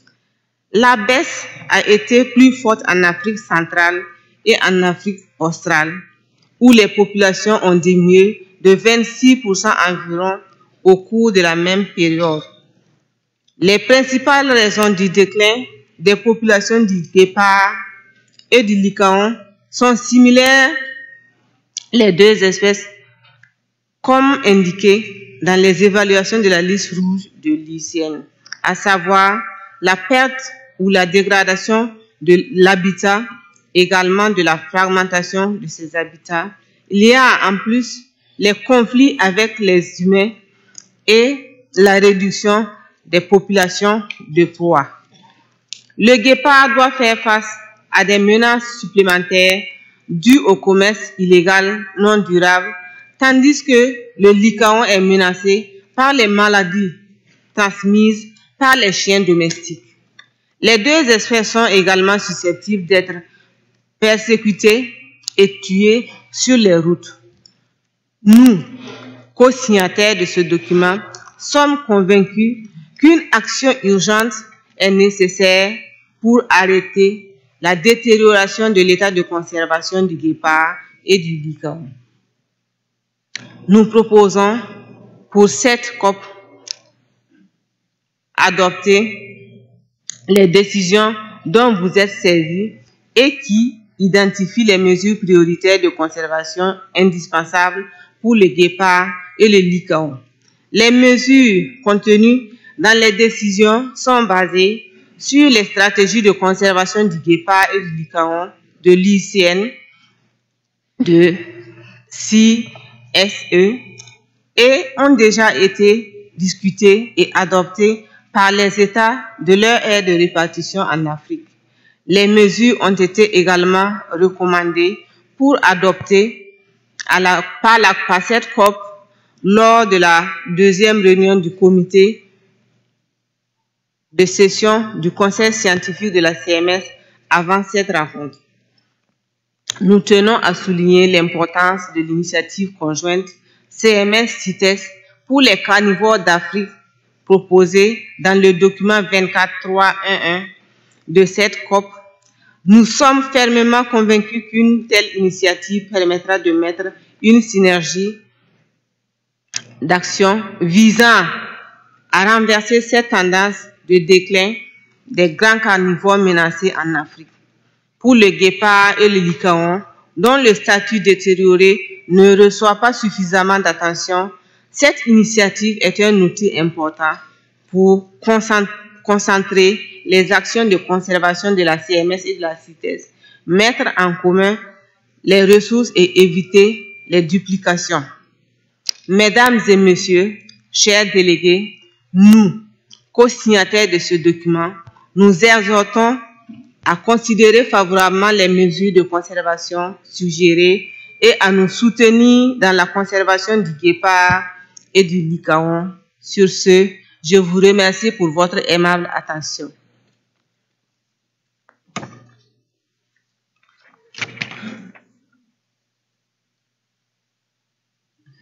Thank you, Burkina Faso. What I'm going to ask is whether there is any objection to adopting the proposal made by Burkina Faso on behalf of the other parties involved. And if there's not, we can deal with it here.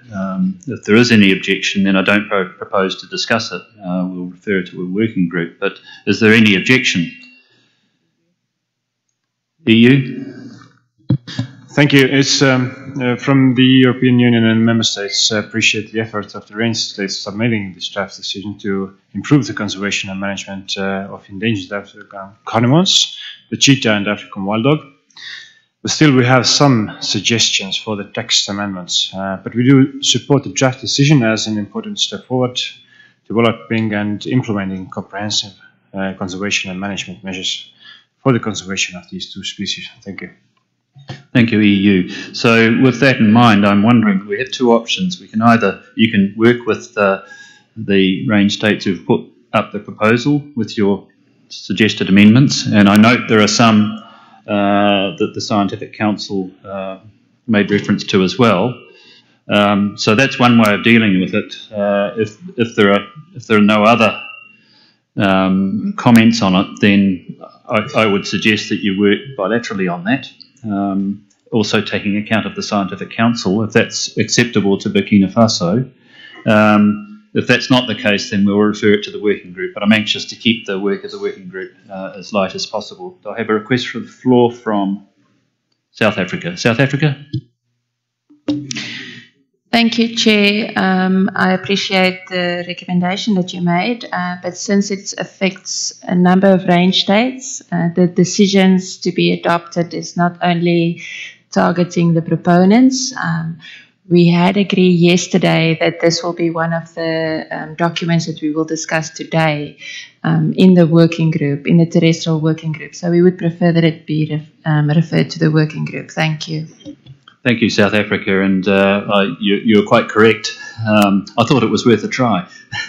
So I will refer this one to the working group, and I'm sure we can rely on the terrestrial working group to deal with it. Thank you, Burkina Faso. Thank you, the other parties. So we'll now move on to document 24.3.1.3. I have to make sure I read these carefully, which is conservation and management of the African lion.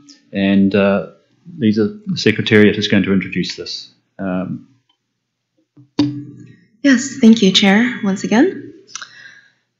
This document, 24.3.1.3, contains the set of decisions adopted by CITES COP17 on the conservation and management of the African lion. They capture the outcome of the joint CMS CITES African Lion Range State Meeting, which was kindly hosted by the government of Uganda in May 2016. This meeting in Uganda was convened as part of the implementation of CMS Resolution 11.32 and also in preparation for CITES COP17. To which a proposal has been submitted for listing the African lion, for uplisting the African lion from Appendix 2 to Appendix 1 of CITES. At that meeting in Uganda, the range states discussed the conservation needs of the African lion across the entire continent, and considering the many different threats experienced by lions in Africa, they came to the conclusion that comprehensive conservation measures are required. Such measures included measures beyond regulating international trade of lion specimens and focusing on issues such as human-lion conflict, habitat conservation, and prey depletion. The decisions, therefore, adopted by CITES COP17 on the lion include a request for the CITES Secretariat to cooperate with the CMS Secretariat in the implementation of the decisions. While this document before you now replicates the decisions adopted by CITES, however, subparagraph E of CITES decision 17.241 has been taken out from this document because it only relates to CITES-specific issues. Otherwise, it is the same. At the same time, paragraph 9 in the document constitutes an amendment of subparagraph J of that CITES decision 17.241 to permit showcasing of joint work of CMS and CITES. At the meeting of the CMS Scientific Council in July, the Council reviewed this decision and recommended for adoption. And thank you, Chair. Thank you, ladies and gentlemen. This is it. Thank you, Secretariat. We have draft decisions proposed for adoption by the meeting. Do I have any comments on this? We have a flag up the back that I couldn't quite see because somebody's in front of it. No, well, EU. Thank you. Thank you, Chair. European Union and its member states welcome and appreciate the joint effort of two of the conventions, CITES and CMS, in recent years in the conservation of African lion. African lion range states who are parties to both CITES and CMS have expressed the necessity of CMS support to the Convention of the African lion and the urgency of collaboration between these conventions. These two conventions complement each other in their efforts, with the CITES focusing on the regulation of international trade in endangered species and the CMS focusing on the convention of the species and its habitats. Therefore, the EU and the member states support the draft decision, still with some suggested amendments to the text. Thank you. Thank you, EU. And the one I couldn't see before because it was blocked was Uganda. Uganda, please. Thank you very much, Chair. Since Uganda is taking the floor for the first time, we wish to add our voice to those who have already spoken, to congratulate you, Chair, upon your election, and to extend our sincere appreciation to the people and the government of Philippines for the warm hospitality. Uganda would like to welcome and endorse document 24.3.13 on actions to enhance the conservation efforts of the African lion.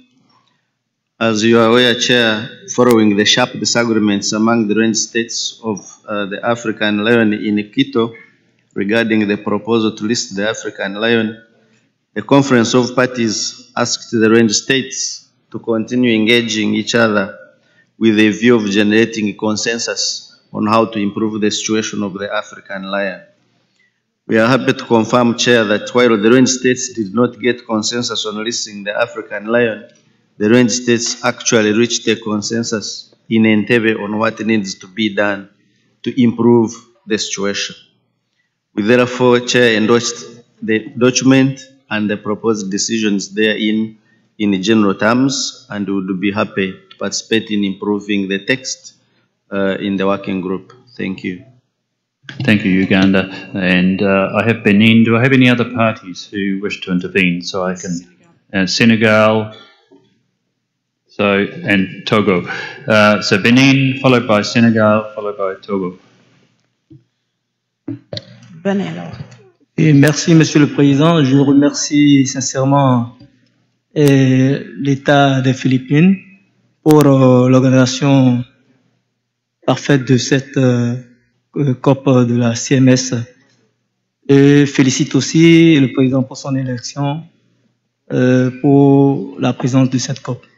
Je pense que le Bénin, par rapport à l'Union, à la proposition, appuie fortement cette proposition parce que ça fait partie d'un ancien combat que le Bénin menait depuis 2000 avec les autres États qui avaient constaté un problème fondamental sur la conservation de l'Union. Et je tiens à dire aussi que ce n'est pas seulement l'aspect conservation, mais par rapport, malgré la présence des poids dans certaines régions, je prends l'Afrique de l'Ouest, par exemple, surtout le complexe W. Ali Pendjari, qui a été récemment nominé patron mondial de l'UNESCO. L'espèce est présente, la poids est présente, mais il y a une forte pression qui s'exerce sur l'espèce, d'où j'appuie fortement cette proposition pour que son statut de conservation soit relevé. Merci, Monsieur le Président. Thank you very much, Benin. Next, we have Senegal. Bonjour. Puisque nous prenons la parole pour la première fois aussi, nous remercions le gouvernement philippin d'avoir bien accepté d'organiser cette COP et nous saluons l'accueil chaleureux du peuple philippin.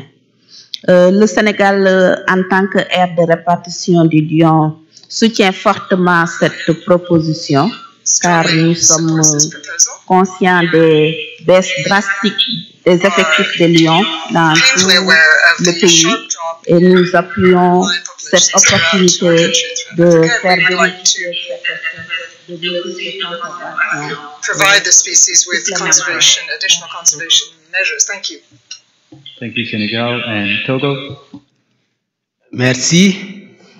Monsieur le Président, la délégation togolaise voudrait se joindre à tous ceux qui nous ont précédés pour présenter nos remerciements au gouvernement philippin, au secrétariat de la CMS et à tous les organisateurs de cette COP12, plein d'enjeux pour la conservation durable des espèces migratrices.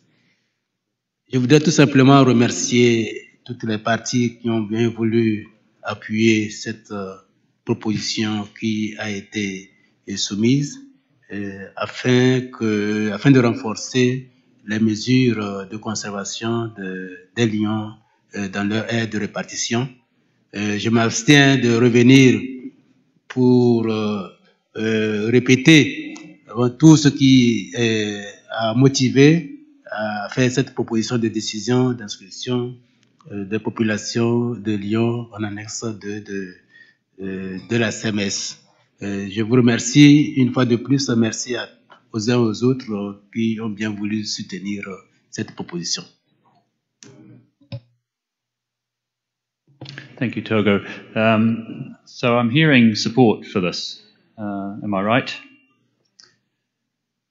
Is there any reason why we can't adopt this, or we can't adopt it, but we can make a recommendation accordingly? But I have the flag of... Sorry, can you put your flag up again, sorry?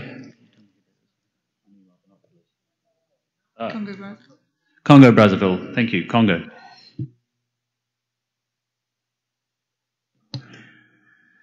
Merci, Monsieur le Président.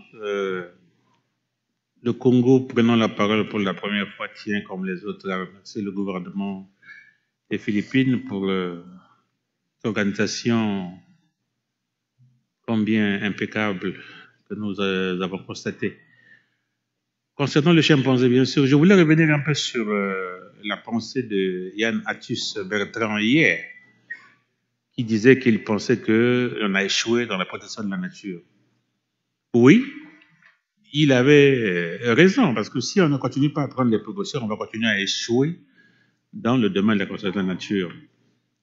Il a donné plusieurs exemples d'espèces qui ne vont qu'en diminuant. Pour le cas spécifique du lion, examples of species that are declining sharply. Congo is a favored area for lions, but I can tell you that now we have nearly no lions. The species has become nearly extinct in our country.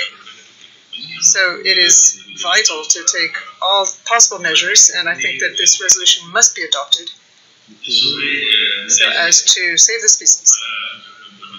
That is my country's position. Thank you, Mr. Chairman. Earlier, my observation is that there is support for this here, and but I will hear again from the European Union. Thank you, Chair.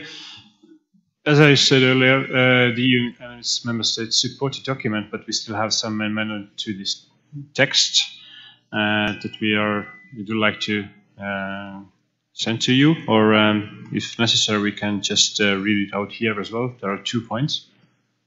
Yes, I'd invite you to read that out now, and then we may be able to resolve this. So could you please read out your suggested amendments? Thank you. Thank you. Just for your notification, we have already sent those to the Secretariat as well. But the first text that we would like to change is in para 12 AA, the Secretariat shall. We have amended a bit to point A, and it now reads as follows. Subject to external funding and in collaboration with African lion range states and the International Union for the Conservation of Nature, IUCN, and on matters falling within the remit of CMS, collaborate with the Secretariat of the Convention on International Trade in Endangered Species of Wild Fauna and Flora, the CITES 2.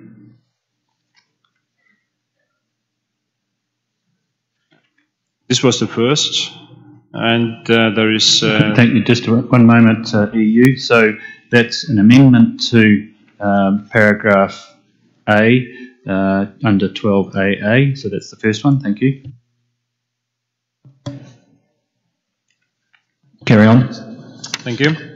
And we do have the second, which is in the same paragraph, point I, X, or 9, and the new amended text reads as following. Consult with the CITES Secretariat on developing a joint web portal to permit, amongst other things, the posting and sharing of information regarding conservation and management of African lions. And stop. Thank you very much. So I'll now call upon Burkina Faso on behalf of the proponents to see whether you would accept those amendments. They seem to be mostly technical. Any comment, Burkina Faso?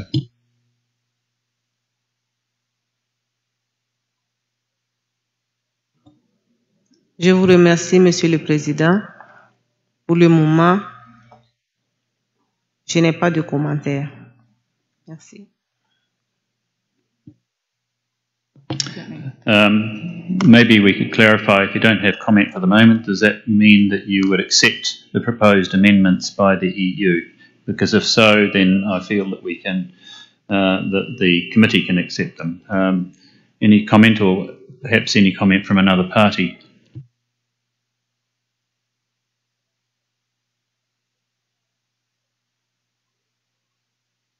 We have a request from Cameroon.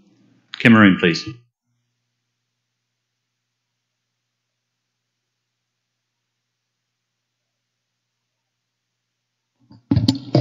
Merci, Monsieur le Président. S'agissant, je me permets de parler un peu pour for the floor, and perhaps I can speak on behalf of Burkina Faso. With respect to the EU proposals, since they're very technical, unless you disagree, I think we should give Burkina Faso a bit of time so that we can look at these proposals, perhaps some of us together. Thank you. Thank you, Cameroon. That's very helpful. Want to rush Burkina Faso. They do need to be considered. Perhaps EU and Burkina Faso and Cameroon and the other proponents can just get together and discuss, and then come back to us when. Let me know when you're ready, and come back to us. If the only alternative is to pass it on to the working group, but if we can resolve it in this committee, that would be great. So if you can work bilaterally on that, I'd appreciate that. Thank you very much. Just one moment.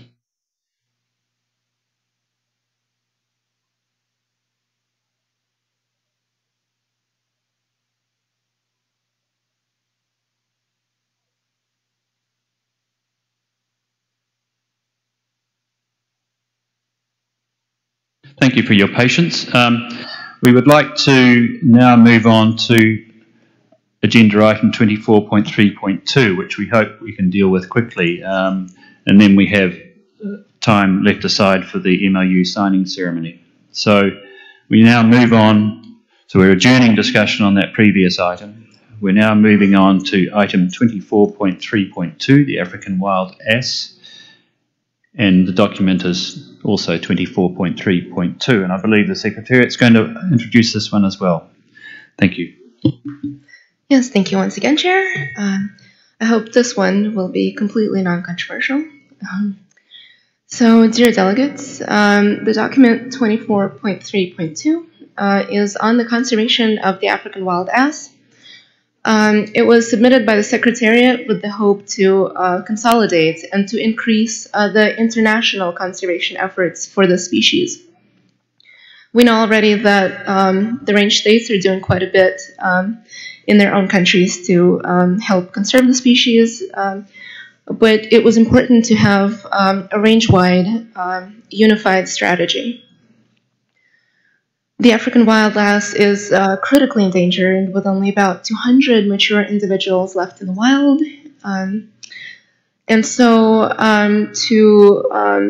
to create a range-wide strategy, in March of this year, we convened the first International African Wild Ass Range State meeting at the Secretariat in Bonn, and brought together all the former range states as well as current range states to discuss the current situation and create a unified international range-wide conservation roadmap for this critically endangered species.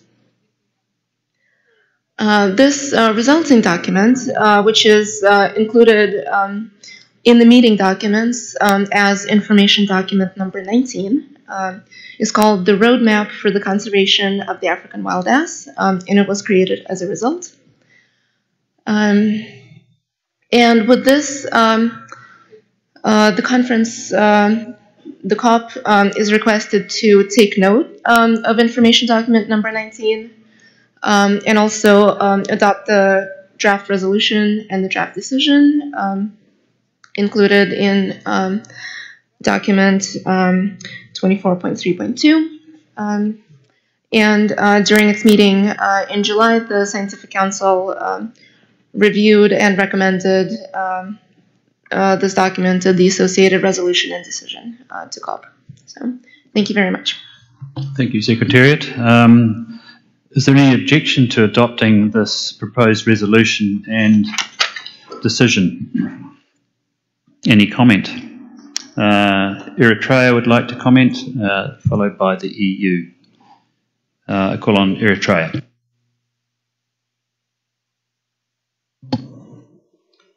Thank you, Mr. Chairman. Since this is the first time we are taking the floor, we would also like to congratulate the government of the Philippines for hosting COP12. We also congratulate you, Mr. Chairman, in your election as the chair, and wish you every success in your work. Furthermore, we express our appreciation to the efforts made by the CMS Secretariat to prepare the document being discussed.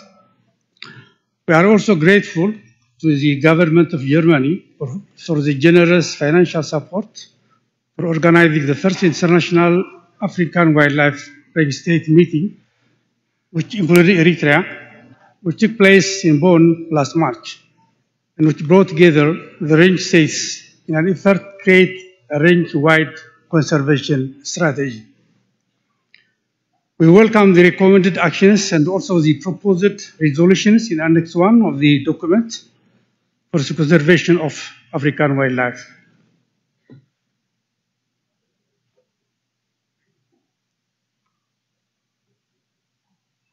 We'd like to point out one observation. On the recommended actions, paragraph 5, item A on page 2 of the document being discussed, reference is made to a roadmap for the conservation of the wildlife contained in INF 19. Unfortunately, the whole contents and information contained in INF 19 is not about the roadmap, it is about something else. And we kindly ask the Secretariat to correct it. I thank you, Mr. Chair. Thank you, Eritrea. Would the Secretariat like to respond?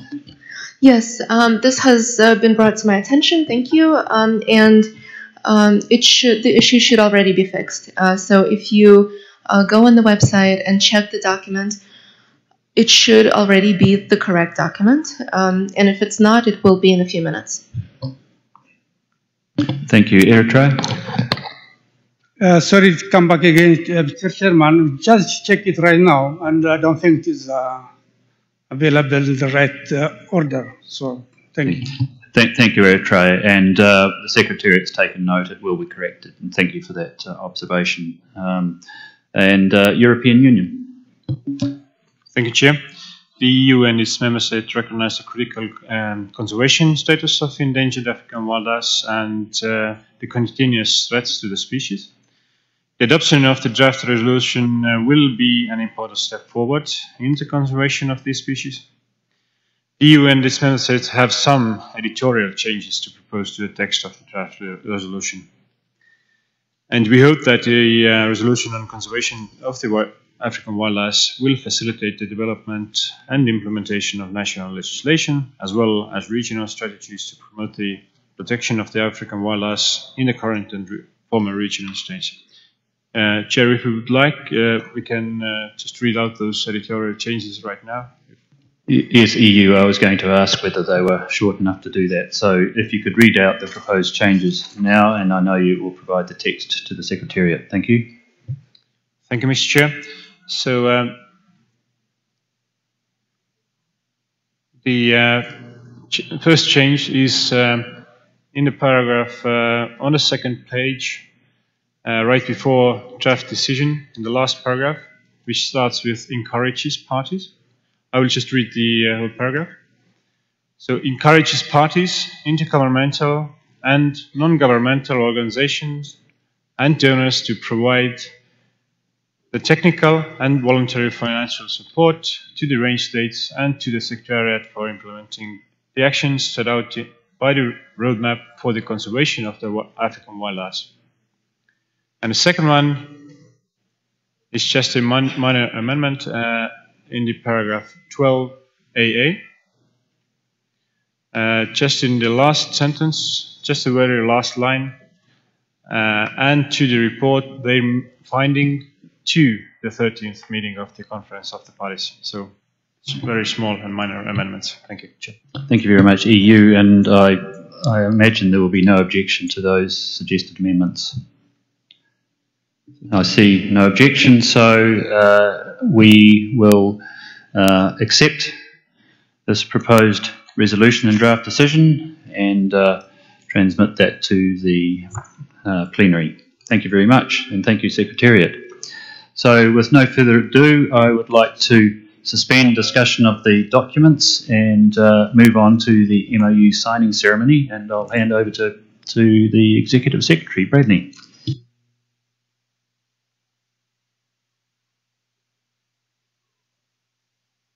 Thank you, Mr. Chair.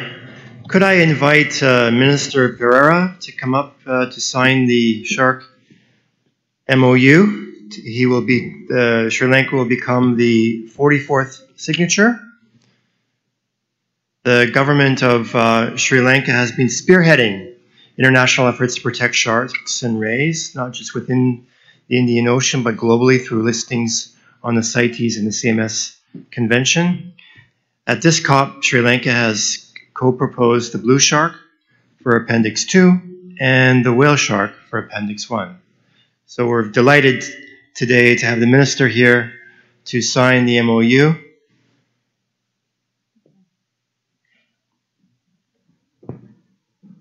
It's a long walk up here, Minister, sorry.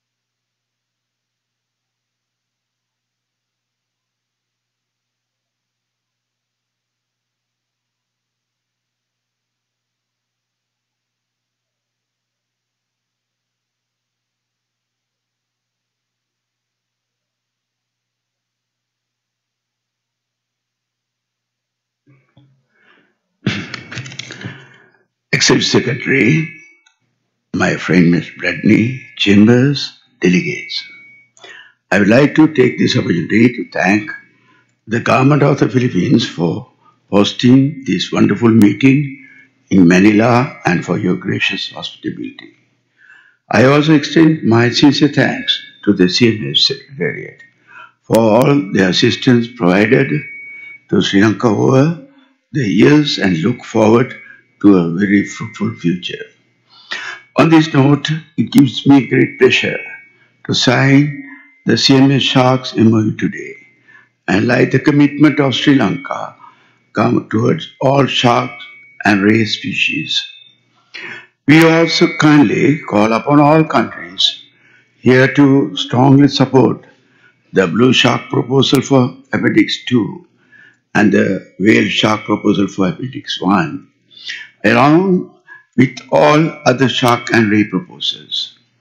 Finally, I look forward to meeting all of you in Sri Lanka in 2019 for CITES COP18, where we can discuss further measures to protect the nature which we strongly rely on.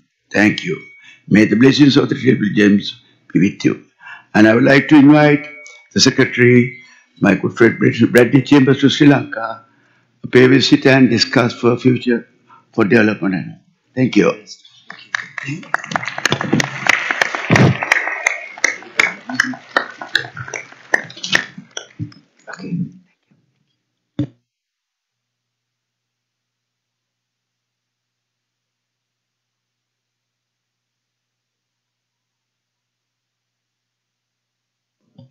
I invite Benin to come up?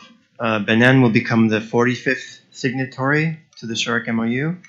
And could I invite Mr. Teo, our CMS focal point?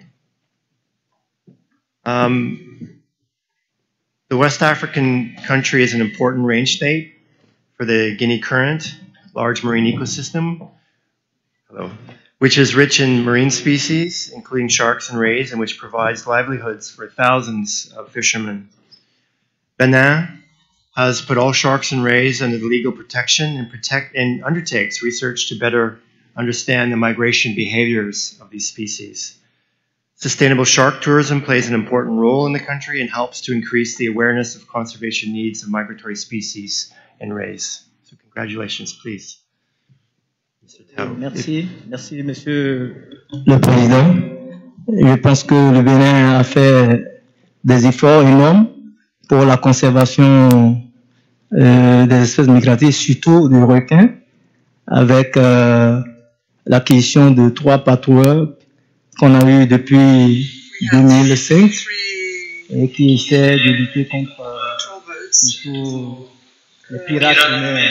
Fighting piracy on the seas and also illegal shark fishing. Our national legislation is very strict on the conservation of migratory species, especially marine species. Thank you very much.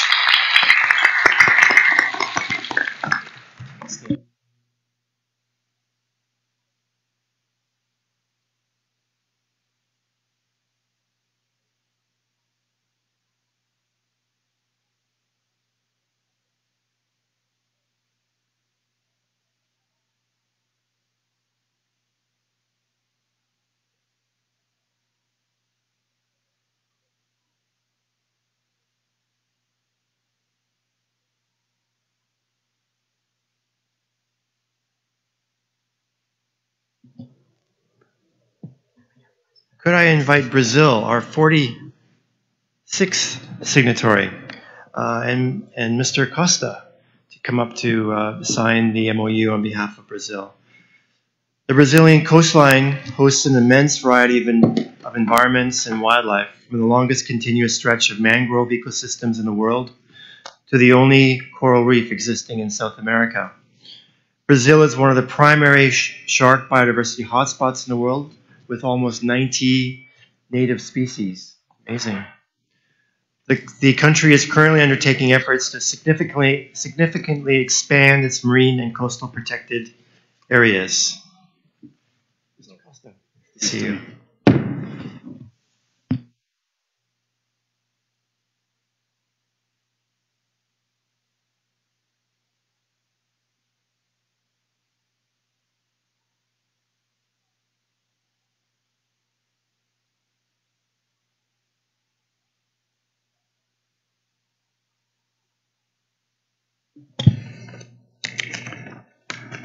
Dear President, Excellencies, and distinguished participants and guests, by signing the Sharks MOU, Brazil strengthens its commitment towards the conservation of this vital and largely threatened group of marine species. It follows on the footsteps of our previous efforts to foster international coordination and cooperation for this purpose, such as the inclusion of several threatened and endangered shark and ray species in CITES appendices, and also at this COP12 on CMS appendices. Brazil is also striving to deal with this domestically by adopting a shark action plan and including several species in our official endangered species list, and also targeting critical sharks habitats for inclusion in proposed marine protected areas. Unsustainable fishing remains a major challenge for shark conservation, fueled mostly by international trade.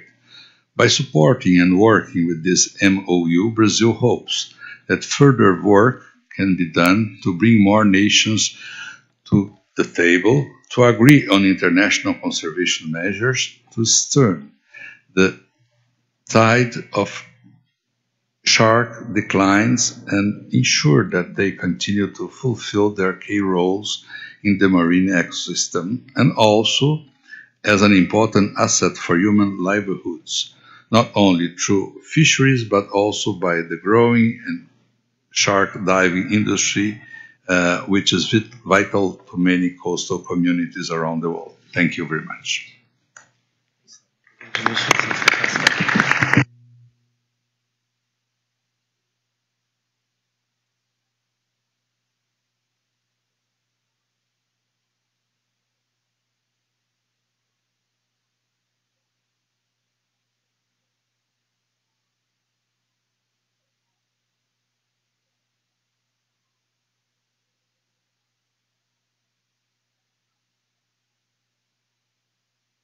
The next one is a cooperating partner, and WWF will become the 10th cooperating partner to the MOU. And could I ask Mr. Coriodane to come up, the policy manager for WWF. WWF is a member of the Global Shark Initiative, a group of NGOs that has developed a global 10-year strategy to conserve sharks and rays. Among their many activities, WWF has been working with authorities in priority countries to support the development and the implementation of sustainable fisheries and mitigation of bycatch. WWF has participated at the Shark Moss 2 and supported the organization of the first workshop of the Conservation Working Group of the MOU in 2016. Welcome. Congratulations. Thank you very much. Thank you very much, Executive Secretary, and thank you to the Government of the Philippines for their excellent and hospitable hosting of this meeting. WWF is really pleased to see the expansion of this MOU, and we're heartened by the number of parties to the convention that are signing this MOU here at this meeting. And we look forward to future and enhanced cooperation with the convention and with the MOU and the governments present here towards the common goal of conserving sharks for the future. Thank you very much.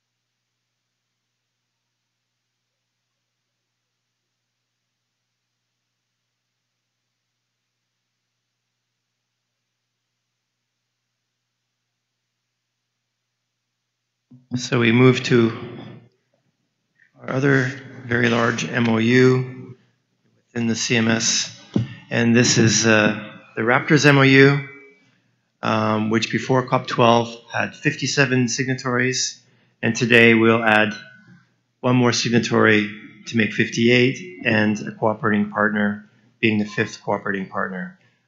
Could I invite Madame Udrago Buda from Burkina Faso to come up to sign the MOU on behalf of her country?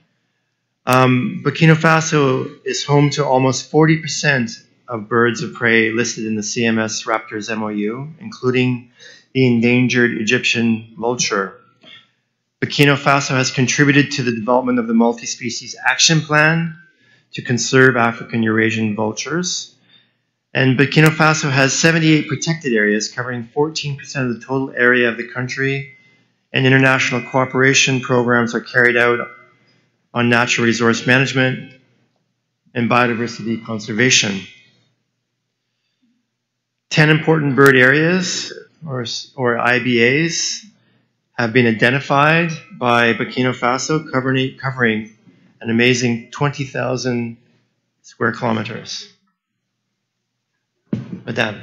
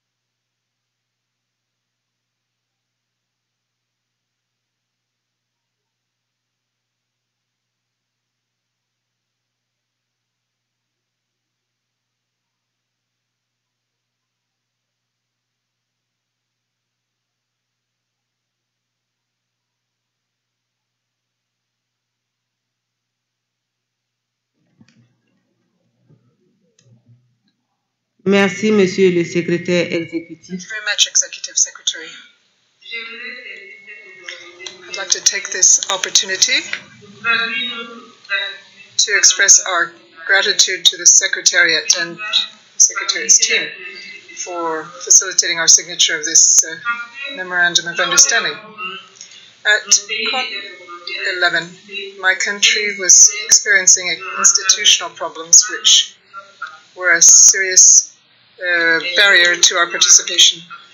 And things have now been resolved.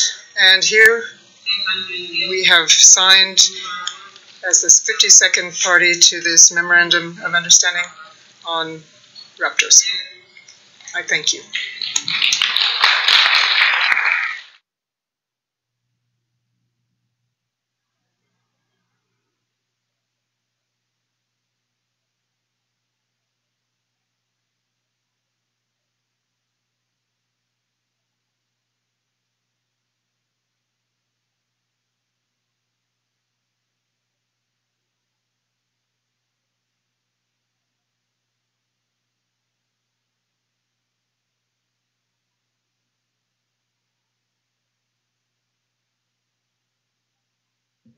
Now could I invite the Peregrine Fund, our fifth cooperating partner, to join us on the podium. This will be, the Peregrine Fund will be represented by Dr. Virani, who is the Vice President for External Affairs. The Peregrine Fund is one of the world's leading authorities on the research, restoration, and conservation of birds of prey. Since starting in 1970, TPF has significantly contributed towards restoring populations of the peregrine falcon, Maltese kestrel, and the Asian vultures. They have also helped increase scientific knowledge of little-known raptors, helped develop capacity around the world, and engaged in awareness raising about the values of the raptors. Congratulations. Mr. Executive Secretary, distinguished delegates, ladies and gentlemen, the Peregrine Fund, on behalf of the Peregrine Fund, we're really honored to be considered as a cooperative partner for the Raptors MOU and the CMS initiative. And the Peregrine Fund looks forward to working with the convention and other partners around the world to help contribute our expertise and knowledge towards the conservation of raptors around the world. So thank you very much. And let me take this opportunity to thank the government of the Philippines for organizing such a fantastic conference. Thank you all.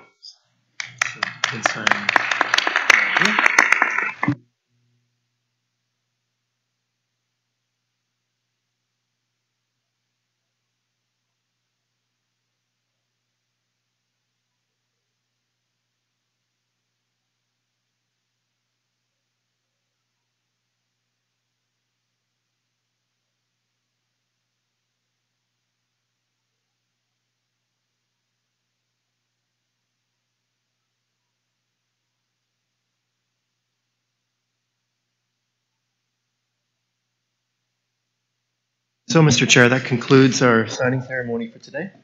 Thank you. Thank you, Executive Secretary. But before we close, I understand that Honduras and Madagascar would like to make brief statements regarding the Sharks MOU. So I call on Honduras.